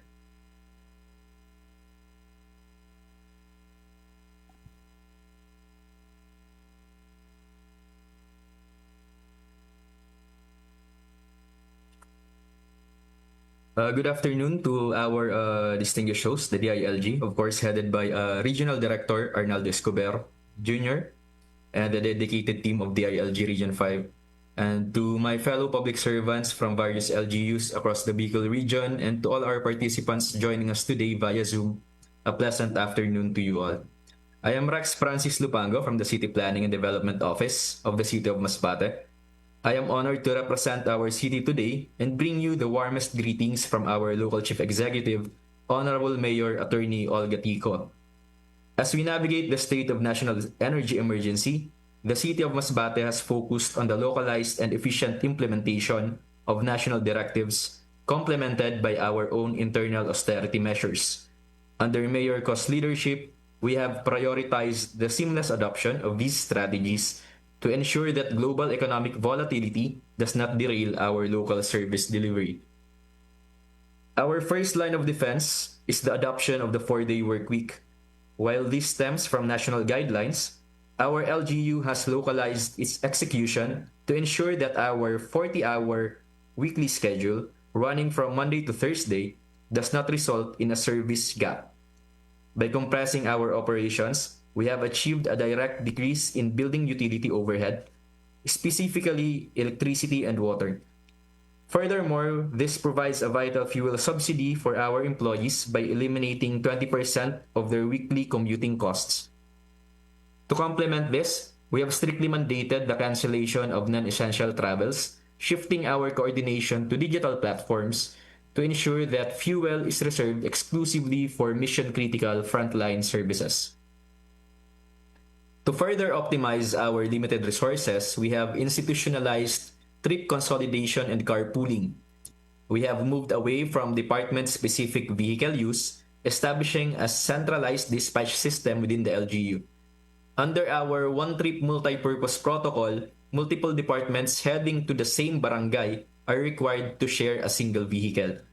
This synchronized scheduling has led to a measurable reduction in our fuel consumption per capita. Beyond administrative adjustments, our social welfare arm has been proactive in providing direct relief to those most affected by the surge of crude oil prices. On April 8, 2026, the City Social Welfare and Development Office, or the CSWDO, in coordination with the DSWD, facilitated a successful cash relief payout at the Magallanes Coliseum. We were able to distribute a total of 12,455,000 in financial assistance. This was a DSWD fund to 2,491 qualified tricycle drivers, while each receiving 5,000 pesos. This timely intervention provided a critical boost to the livelihoods of our essential transport workers, helping them manage daily expenses amidst these economic pressures. To protect the broader community from the direct impact of inflation, we have reactivated the Local Price Coordinating Council, or the LPCC. A key highlight of our initiative is the joint inspection conducted by the LPCC alongside the Department of Trade and Industry, or the DTI, to monitor local gasoline stations, ensuring full compliance with the Department of Energy guidelines. So one of the outputs of this activity is a report submitted to the local council to aid them with local legislative measures to address this global crisis in the local level. And also, with the DOE guidelines, they have provided a guide for the PNP and the LGUs in the monitoring of fuel stations. So what we did in our LGU, we made a sort of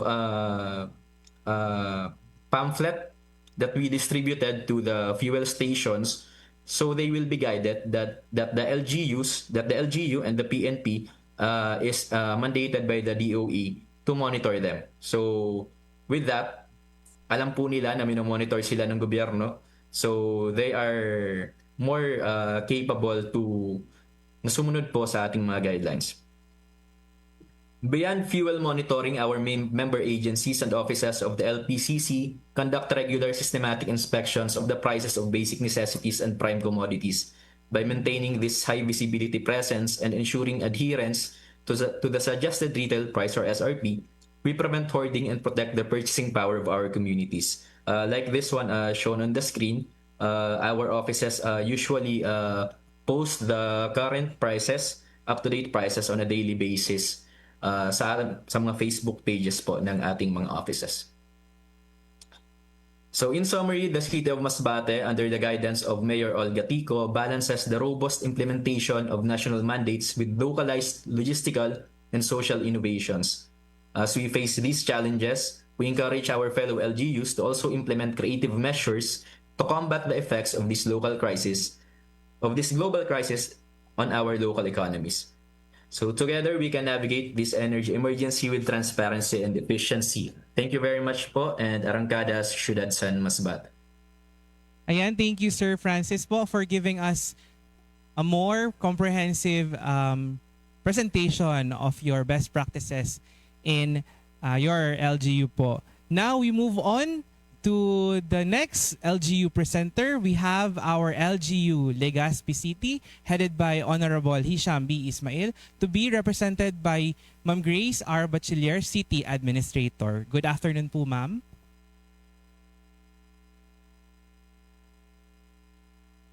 Yes po, we have from the LGU Legazpi City. I believe I saw Ma'am Grace earlier. While waiting, partner, abang inaantay natin, nakikita talaga natin yung importansya how the LGU selects talaga the commodities na kailangan protektahan to ensure na hindi agaran maramdaman ng communities ang epekto ng krisis na kinakaharap natin ngayon. Yes, partner, tama ka dyan. And I would like to highlight kung ano ba yung usual nilang minomonitor doon sa prices. We have the BNPC, yun po yung sinasabi nila lagi. Na-discuss po yan lagi ni DTI. So we have the basic necessities for the BN and the prime commodities, so the PC. So in short, ang tawag po dyan ay BNPC. So now, habang po nagpe-prepare po ang LGU Legazpi City, doon naman po tayo dadako sa LGU Sorsogon City. Yes, partner. Likewise po, we have the LGU of Sorsogon City headed by Honorable Maria Esther E. Amor, represented by Attorney Eunice Nicolas Bernal, Internal Auditor. Good afternoon po, Attorney. Hello po. Good afternoon po, ma'am.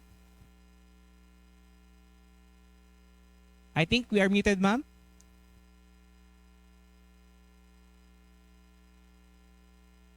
Ayan, Good Ayan po. afternoon. Narinig po ba? Yes, ma'am. We are loud and clear. Sige po. Can I just please make a request? Pwedeng pa-mute na lang yung Eunice Nicolas Bernal because I'm using a different device. Sure, ma'am.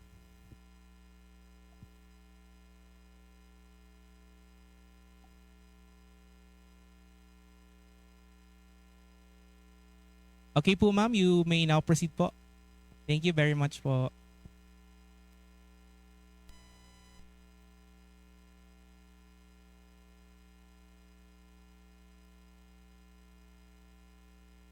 Hello, ma'am. I think you are still muted po. Hello po. Ayan. Yan, ma'am. You're loud and clear po. Pa-unmute po nung... Eunice Nicolas Bernal po, pwede po. Alright, okay na daw po, Ibang ma'am. participant po. Okay. Thank you. Ayan, okay, ma'am. Thank you. Wait lang po. I'll share my screen.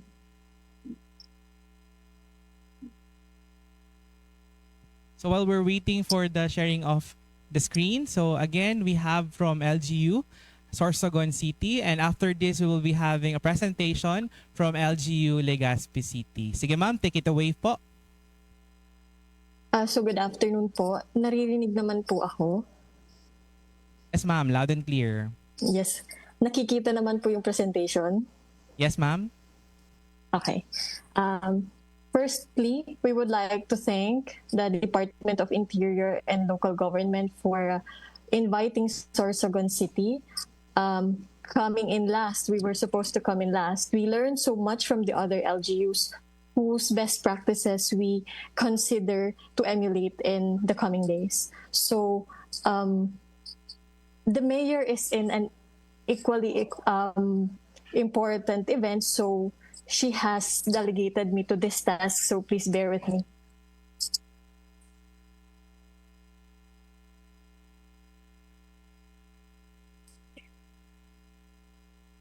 So for Sorsogon City, in response to the crisis, the city mayor, the city government through the city mayor has issued 3 office memoranda and will be implementing a community pantry program, has reactivated the price monitoring team, and is now officially announcing the cancellation of Gayon Ciudad Festival. So definitely there are other programs and projects that the city government is implementing, but we have dialed all these programs into just this as to be presented today because these are the most responsive to the crisis that we are facing.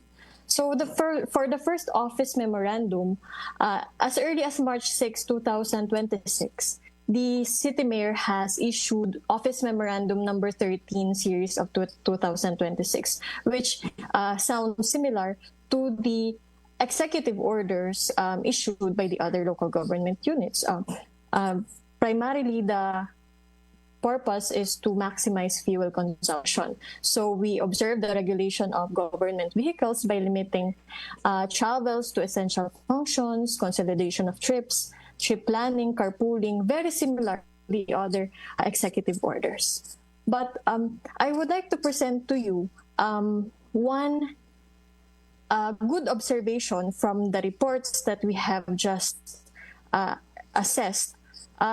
Previously, we have averaged our fuel consumption from November 2025 to February 2026. We have observed average monthly consumption of 59,370.75 liters of fuel. That includes diesel and gasoline.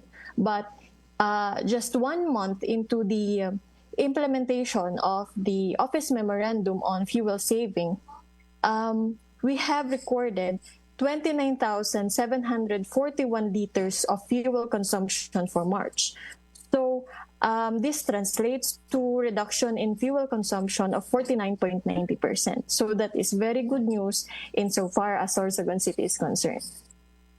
So for the second office memorandum, on the compressed work week schedule, very similar to the other LGUs, we are observing, in the city government, we are observing work week only from Monday to Thursday, from 7 to 10, and from 1 to 6.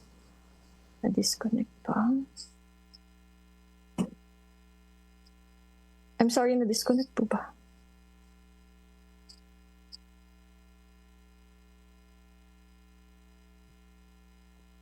Okay.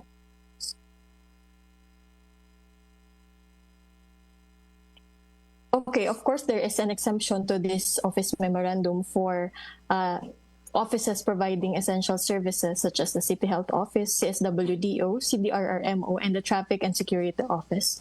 And similar to the other LGUs, we are also observing energy conservation measures by turning off our air conditioning units on specified times.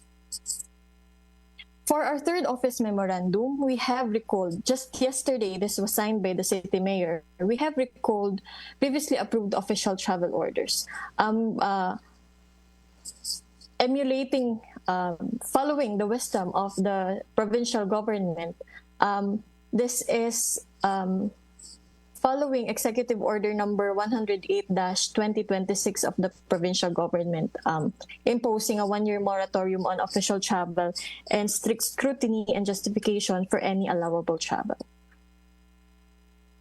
So the purpose of this, of course, is to, as much as possible, save not only fuel but the coffers of the government. Okay. For another practice by the Sorsogon City, we are set to roll out our community pantry. It's actually tomorrow. The city mayor herself is overseeing the preparations for our first rollout tomorrow. That is why she has delegated me to this activity. So the city mayor intends to conduct this activity every week, every Wednesday to be particular. And is of course subject to some modifications should other circumstances arise. So this covers, for our initial rollout, this covers 3,540 tricycle drivers and 158 jeepney drivers, or a total of 3,698 beneficiaries. So our grocery items, I would like to expound on the items that we will be providing tomorrow. We will be providing 2 kilograms of rice, 2 cans of sardines, 1 can of corned beef, 1 pack of pancit, 3 pieces of eggs, and 4 pieces of coffee. That is for tomorrow. And for the we have also reactivated our price monitoring team through the Sangguniang Panlungsod resolutions herein provided, with the help of our City Business Permits and Licensing Office. Of course, we have also amended the composition of the team to include other important offices like the Philippine National Police and the Public Safety Office. So, lastly, we are officially announcing, I just asked the permission of our city mayor because she has planned this as early as March, but this has not been officially announced. So we are now announcing the cancellation of Gayon Ciudad Festival, which is set to be held in June, but as early as now, we are announcing its cancellation because we are realigning funds towards the response to the crisis we are facing now. So yun lamang po for Sorsogon City, Serbisyong May Puso. Ayan, thank you ma'am for that comprehensive presentation of your best practices po in LGU Sorsogon City. So I hope you stay po for our Q&A portion later. So ngayon po, closing our presentations for the city governments, we have the LGU Legazpi City headed by Honorable Hisham B. Ismail, represented by Ma'am Grace R. Bachelier, the city administrator. Good afternoon, ma'am. Good afternoon. Is it laudable? Yes, ma'am. We are loud and clear po. Loud and clear? Yes, ma'am. Good afternoon, everyone. In behalf of the City Government of Legazpi, headed by Mayor Hisham Ismail, is attending an equally important events. So I was also delegated to present or share our initiatives under the state of national energy emergency. We have categorized our initiative. One of which is the Legazpi Smart City Initiative to improve energy efficiency. One of which is the 4-day compressed work week arrangement under the Memorandum Circular of the Office of the President, wherein our work schedule is from 8 o'clock to 6 o'clock in the evening, Monday to Thursday, and every Friday, work from home, half day. So that is still complete for 40 hours a week. Okay. As to the number 2, we have standardized our aircon temperature to 24 degrees centigrade. And number 3, we have a mandatory light-off policy during office lunch breaks. And the e-government services, the e-boss, or the online payments, or the online permits in securing business and other permits that should be handled by the BPLO. And we have also a regular fuel calibration headed by the City Treasurer's Office because that is their mandate. And also there is scheduling to monitor the supply of fuel and other basic commodities like vegetable, rice, and others. So on the second category, we have the multi-sectoral dialogues and stakeholders engagement. We have conducted meeting with the Albay Chamber of Commerce and Industry together with the DTI and other business owners and stakeholders. And number 2, we have conducted with the Tricycle Operators and Drivers Association, or the TODA, together with the LTFRB, the Regional Director Joel Ardeo, and SB Committee on Public Utilities and Energy for the adjustment of the tricycle fares from 12 pesos to 15 pesos in order to cushion fuel prices impact, awaiting approval of the Sangguniang Panglalawigan of Albay. And we have also conducted meeting with the DSWD and the City Social Welfare and Development Office, meeting with the TODA presidents on the 5,000 fuel assistance, and we have conducted or profiling with the TODA members. And we have also meeting with the utility providers, the ALECO, the LCWD, and the GCAS for flexible payment arrangement. With ALECO, for the proposed one-time 300 electric bill subsidy for the 43,000 registered residential meter or consumers. And the Sangguniang Panglungsod has approved to be deducted directly from the current bill, maybe by May, siguro doon mag-uumpisa yung deduction ng 300 pesos.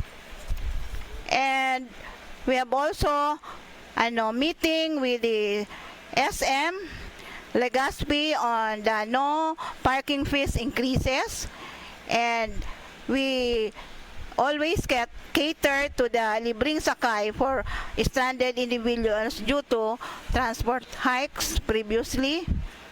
And on the public communication and transparency, we have also regular advisories on government interventions and available assistance, and we have also strengthened public trust through timely and transparent communication.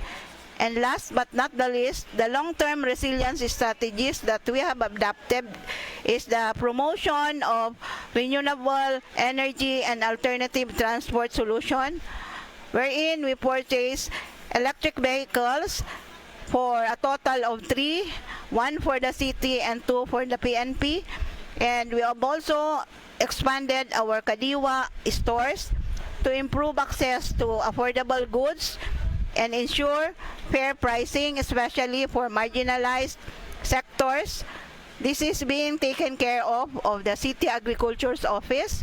And the last but not the least, we have developed and maintained database to track real-time prices and supply levels, care of Albay and Legazpi Public Market. That's all for Legazpi. Good afternoon. And thank you very much po, Ma'am Bachiller, for of course laying down all the comprehensive measures talaga, best practices ng LGU Legazpi City. So let's sit back muna at pupunta na po tayo sa Q&A in a while.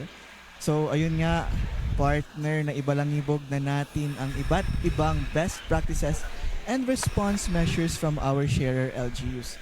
Alam kong lahat ng ating mga local chief executives and their representatives naman ay may mga kanya-kanyang panggagawin, pero Hello, lulubusin na po namin ang inyong oras ngayon para po sa objektibo ng Balangibog episode natin today. Yes, partner. Dumako na tayo sa quick Q&A portion para sa ating mga city government. So, unahin ko na po muna siguro si Legazpi City since kakatapos pa lang. I would like to take on the opportunity po to ask one of the main na ibigay po natin na best practice on Kadiwa stores po. Ma'am, you have said that you have expanded your Kadiwa outlets. Ma'am, may we know the locations po ng mga Kadiwa stores natin at tuwing kailan po makakabili ang ating mga constituents?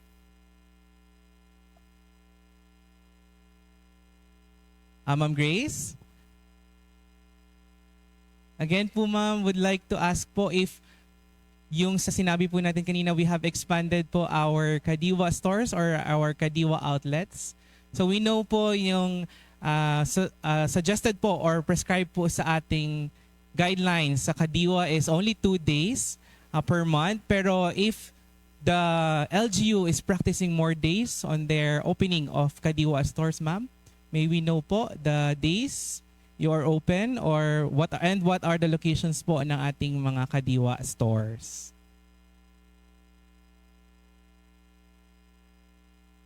Alright, I think na wala po si Ma'am Grace sa ating Zoom. So we will proceed to the next city. Partner? Yan, partner. This question is for Naga City. For LGU Naga City po, Okay na? For the Legazpi? Ayan, ma'am. Hello, ma'am. Welcome back po. Okay, sorry. Kasi ano na yung battery? Lobat na ako. Nalobat, ma'am. Sige, ma'am. Okay. We have been conducting our Kadiwa Center near our City Hall compound beside the City Health Office. Every Friday, we had a Kadiwa center there. Only every Friday. But we are planning to expand it to other areas like the other department store like the SM and LCC Mall. Alright, ma'am. Thank you po. So to our constituents in the LGU Legazpi City, makikita po natin yung mga Kadiwa outlets natin around the City Hall po of Legazpi City. Again, thank you, Ma'am Grace, for your answer po with that question. So partner, tuloy tayo sa Naga City. Ayan, partner. Thank you po, ma'am, for that insight and answer po regarding po sa katanungan sa inyo. For Naga City naman po, Sir Raynor Rodriguez. Ayan, yung question po for Naga City is doon po sa inyong initiative na mobile palengke. Paano po ang implementation nito sa lahat ng barangays while at the same time aligned pa din siya in reducing fuel consumption? Ulitin ko po yung tanong.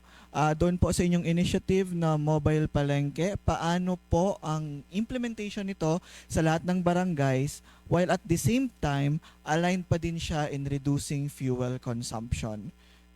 So Sir Raynor po. Ayan. Apo. Yung process po actually sinukat po namin, hindi po talaga yung 27 na barangays, pero yung pinakamalalapit po through a radius of 1 to 2 kilometers, yan yung magkakalapit po. Kasi yung Naga po kasi composed ng CBD1 and CBD2. Yung CBD1 po halos hindi mo makita yung demarcation na nasa ibang barangay ka na pala. So nung tiningnan po namin yung radius nun, possible po yun na at least 6 na sites ang pwedeng paglagyan. Yung challenge lang po yung mga upland barangays. So ang approach naman po doon pupunta pero as individual barangay po yung paglagay nung parang flea market po doon sa area po nila. All right, thank you sir for that clarification kung saan or paano makakatipid pa rin ang inyong LGU with this initiative po na ating mobile palengke. Now we move forward po another question naman. We have for LGU Iriga City. I hope Mayor Rex is here pa po.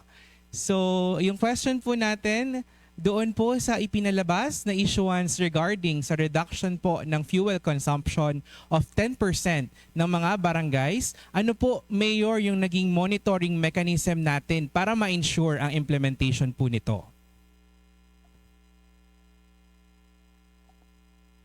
Sir, we are muted po. Sige, sir. Incorporated po sa Ordinance 2026-315, may provision po doon under Section 5 on the reporting and the monitoring that all barangays are directed to report or to submit monthly compliance during the meeting of the Liga ng mga Barangay, where the Liga President will be submitting the same to the Mayor for the verification na talagang ginagawa yan ng ating mga barangay po. Alright, thank you, Mayor. So, nandun tayo sa reporting mechanism. Pinapaloob naman po sa executive order. Sige, partner, sino ang susunod natin? Ayan, partner. Thank you po, Mayor Rex. This question naman po is for Sorsogon City kay Attorney Eunice Nicolas Bernal. Ayan po. So the question po is, how did Sorsogon City provide support to transport workers and the community during the energy emergency? I repeat po, how did Sorsogon City provide support to transport workers and the community during the energy emergency?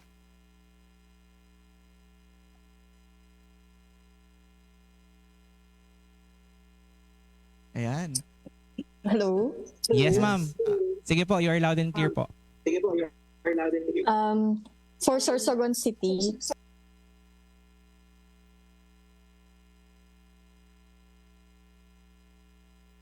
Ma'am, medyo we are having technical difficulties po ata sa side po ninyo.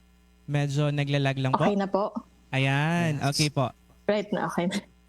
For Sorsogon City, the city government has provided support to the transport sector.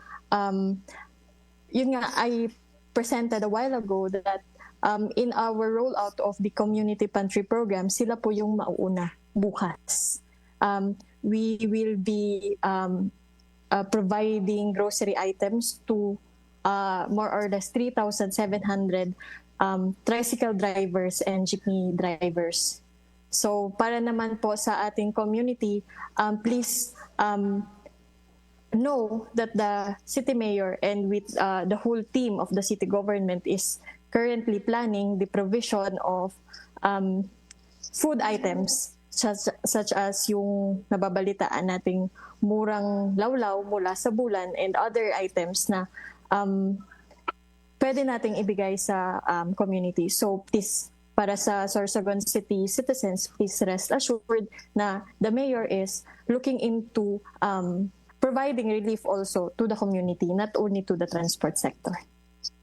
All right, thank you, attorney, for that information, and we hope na soon ang sa other naman na sector po, hindi lang po yung sa transport sector. And we know po na mostly vulnerable po ang ating transport sector. Now we move naman po sa ating LGU Masbate City, represented po by Sir Rex Francis Lupango. Sir, we have a question.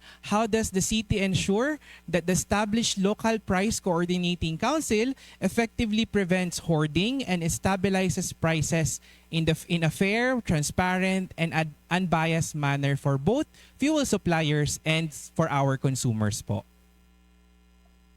As I mentioned earlier, sir, our member agencies and member offices of the Local Price Coordinating Council conducts regular inspections on our retail stores, on our markets. With their presence there, nakikita ng ating mga retail stores, ng ating mga stall owners, ng ating mga department stores, lahat ng mga nagtitinda ng essential goods and services, basic necessities, and prime commodities na we are keeping watch. So this ensures na sila din mismo ay susunod sa mga itinatakda ng ating policies ng ating gobyerno. Ayan, thank you very much po, Sir Lupango, for that information, partner.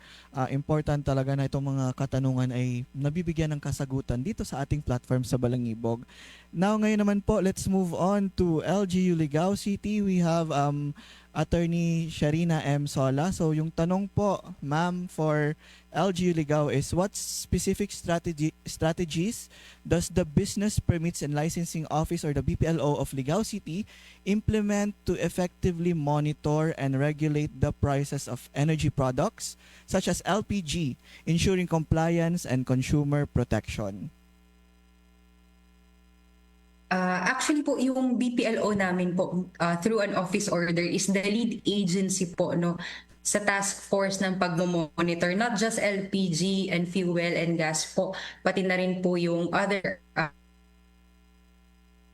basic commodities and yung prime commodities natin.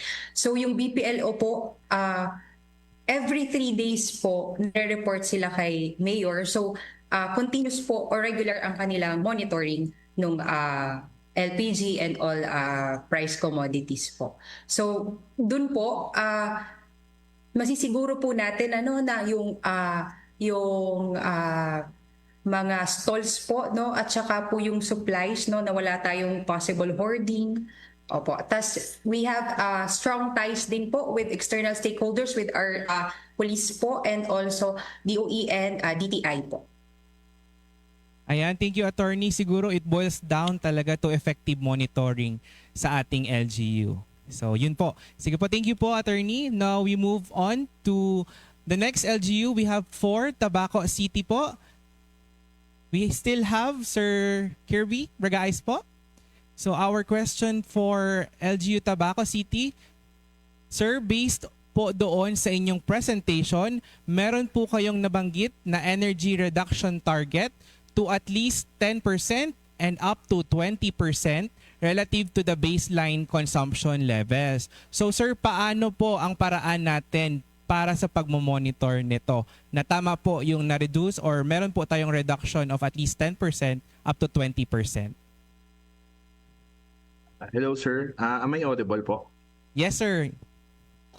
Yes, sir. So one of the things we do, sir, is we actually release and schedule certain meetings and usage per office or per conference room, and we track them using forms.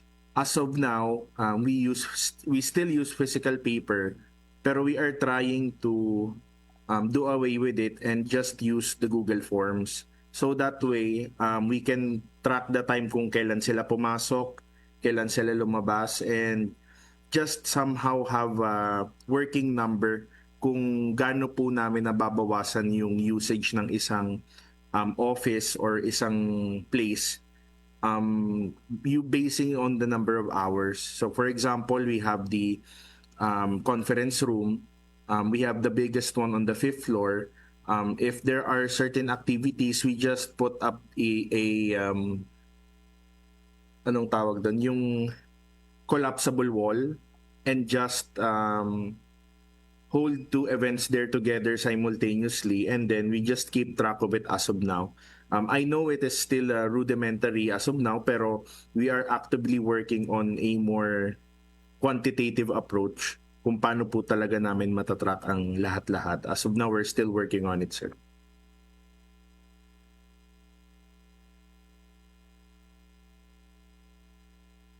Ayan, nakamute na naman po ako. So, we noted po yung monitoring mechanism for the LGU Tabaco City, and we hope po we are transitioning as well to our digitalization po. So, again, thank you po sa lahat ng ating city governments for their presentations and answering our Q&A portion. Doon po nagtatapos ang ating Q&A at sana po ay nasagot ng sapat ang inyong mga tanong. Now we are opening po for our open forum. So we will be checking if we still have questions. Meron pa ba? I believe wala na po atang na-post na questions via our Zoom or FB platform. So again, maraming salamat po sa ating mga kalahok po ng mga governments. Of course, we have the provincial governments and we have the city governments. For further inquiries, we believe ang ating mga constituents can go to their respective LGUs, and their respective LGUs, of course, are willing to address their concerns. Tama, partner. Since mga response measure naman ang pinag-usapan natin, idagdag ko na rin na ang mga naging response measures ng ating ahensya. Sumunod tayo sa mandato ng energy conservation measures. Kaya sa ngayon, naka 10 hours per day din tayo, partner. Pero 4 na araw lang ang pasok sa isang linggo. Tama, partner, from Monday to Thursday. Oo. And nilimitahan din natin ang mga face-to-face na seminars, trainings at information campaigns, lalo na kung kaya naman itong gawing online para mas makatipid sa enerhiya at resources. Of course, partner, nagbawas din tayo ng mga travel na nangangailangan ng sasakyan at mas pinipili ang online attendance kung pwede. Sa ganitong paraan, nakakatulong tayo hindi lang sa pagtitipid ng enerhiya, kundi pati sa mas efficient at sustainable na serbisyo sa publiko. Yes, partner. Kasabay nito, mas pinalakas natin ang digital platforms kagaya ng isinasagawa natin ngayong Balangibog Series Episode 18 bilang bahagi po ng ating information campaign dito sa DILG Region 5, kung saan mas pinalalawak natin ang pagpapakalat ng impormasyon sa pamamagitan ng social media. Tama ka dyan, partner. Adding to that, the DILG Region 5 also issued Regional Memorandum Circular 2026-002, which of course complements EO 110 and MC 114 na all throughout Balangibog, every LGU na mention kanina. At this juncture, partner, we are truly grateful po talaga sa participation of our share LGUs and of course the general public. From of course, ang pag-raise sa atin ni Governor Amor of Sorsogon, Governor Co of Masbate, and of course, the City Mayor of Iriga, Mayor Rex. Maraming salamat po. And of course, our representatives ng provincial governments of Albay, Camarines Norte, Camarines Norte, Catanduanes, and of course, patungo din sa mga city LGUs natin from Naga, Legazpi, Ligao, Tabaco, Masbate, and Sorsogon City. So sa pamamagitan ng koordinasyon talaga, partner, nagbabahagi natin yung mga best practices at maagap na pagtugon. So sama-sama talaga yung mga LGU sa pagharap ng mga hamon, katuwang ang kanilang mga constituents upang matiyak ang katatagan ng ekonomiya at kabuhayan ng bawat Bicolano. So partner, before we officially close this Balangibog episode, to provide us further guidance on the response measures po ng ating LGUs and of course their initiatives on these times of crisis, we have our very own Regional Director of DILG Region 5, Attorney Arnaldo E. Escobar Jr., CESO 3. Sir.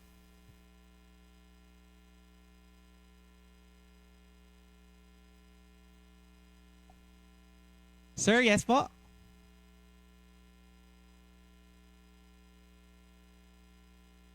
Thank you. Maraming salamat, Junie and Jess. Magandang hapon or magandang gabi na ba sa ating lahat? Of course, sa ating mga governors na on board kanina, particularly si Governor Buboy Amor and Governor Rick Ho ng Masbate. At sa ating mga mayors na nandito rin ngayon and kanina na-witness ko si Mayor Rex Oliva of Iriga City, personally presenting the initiative of Iriga City. At sa lahat ng mga naka-onboard na punong barangays, marami din akong nakita, nagchat-chat na they are viewing this, nasa Zoom sila at nakaano din sa Facebook ang ating mga barangay officials. And sa lahat ng mga dedicated LGU officials, lalong-lalo na yung mga presenters natin kanina, maraming salamat. And again, thank you din sa inyong mga governors at mayors na pinayagan kayo na i-present ninyo ang inyong mga initiatives dito po under the State of National Energy Emergency. Sa ating mga stakeholders and to our fellow Bicolanos na nanonood sa atin via Zoom and via Facebook and of course sa YouTube. Maraming salamat at magandang hapon or gabi na dito sa ating event na ito. Isang makabuluhang hapon ulit Habang nagtatapos po ang ating online sharing session ngayon, isang katotohanan po ang nanaig. Bagamat ang krisis sa Middle East ay isang pandaigdigang issue, ang solusyon po ay nandito lang sa atin. Meron po tayong naibahagi ng mga solusyon sa krisis na nangyayari at impact ng krisis sa Middle East dito po sa Bicol region. So again, nais ko pong magpaabot ng taus-pusong congratulations and appreciation sa ating mga LGU presenters. So sa ating mga provincial sharers, thank you for showing us the big picture. Ang inyong mga koordinadong strategy ay nagpapatunay na ang probinsya ay ang matibay na haligi na sumusuporta sa bawat munisipyo sa panahon ng emergency. And of course, sa ating mga city LGU sharers, thank you for your urban grit and innovation.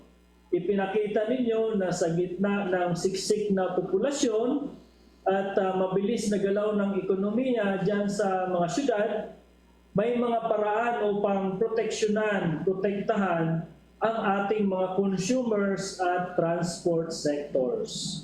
Salamat sa pagbubukas ng inyong mga playbooks. You have provided more than just data, you have provided a roadmap for resilience. Ipinakita ninyo sa publiko ng ating mga LGU ay hindi naghihintay ng ayuda lang. Tayo mismo ay gumagawa ng paraan gamit ang ating sariling resources at authority. So pinakita natin ang effort ng LGU internally sa kanila as an organization. Meron silang effort for energy conservation and yung lalong-lalo na yung resources na gusto nilang tipirin para maibigay sa external sa kanilang mga constituents, sa kanilang sectors na napupukusan. So again, maraming salamat sa ating mga LGU sharers. Ang hamon ngayon sa bawat isa, to our participants and fellow leaders sa government joining us dito po sa virtual room, ang hamon ay nasa inyong mga kamay na number one, kailangan po dapat talaga i-adapt and mag-adapt. Hindi ninyo kailangan mag-imbento pa ng mga paraan. Kung may nakita kayong epektibong programa mula sa kabilang probinsya or lungsod, pwede nyo na pong kopyahin yan at i-adapt ito. I think our secretariat na-summarize na po lahat itong mga present kanina ng ating probinsya at mga city. Na-summarize po yan and we will share it to you kung ano yung mga pinaggagawa nila, mga initiatives ng ating magigiting na mga LGUs. So pwede po itong ibigay at ipamigay natin sa mga LGUs dito po sa Bicol Region. Ibagay ito sa pangangailangan ng inyong mga constituents at ipatupad ng may madaliang aksyon. So, kailangan aksyonan kaagad ang ating mga LGUs. So, number 2, let us innovate beyond the horizon. Gamitin ang mga inisyatibong narinig natin ngayon bilang inspirasyon. Gamitin ang inyong kapangyarihan at lokal na pondo upang higit pang pagandahin ang mga programang ito. Huwag tayong makontento sa kung ano ang nakasanayan, bagkus hanapin natin ang mas mabilis at mas epektibong serbisyo. So yun po yung challenge sa ating mga local officials. Para sa ating mga kababayang nanonood online at via Zoom, naway naging kampante ang inyong mga loob na ang inyong pamahalaan ng ating mga LGUs ay gising at kumikilos. gising at kumikilos. May kasabihan na ang lakas ng Bicol ay nasa ating pagkakaisa at pagiging malikhain. Hindi tayo naghihintay na humupa ang bagyo, na tututo tayong maglayag gamit ang anumang lakas na meron tayo. Thank you to our presenters for your transparency and to our participants for your commitment to stay and learn. Let us log off from this session not just with information but with the fire to serve and the resolve to take action. Diyos mabalos sa Saindong Gabos mula po sa DILG Region 5 at sa Samuyang Bicol LGRRC. Maraming salamat, magandang hapon or magandang gabi sa ating lahat. Thank you, RD, for that message. Truly, good governance and responsive governance is a collective and creative effort po that starts with our local chief executives, complemented by its Sanggunian and its employees. So there you have it, ladies and gentlemen. That concludes the episode of the DILG Region 5 Bicol LGRRC Stock Show, Balangibog Series Episode 18, Bicol LGU's initiatives under State of National Energy Emergency. Tune in po for our next episode of Balangibog.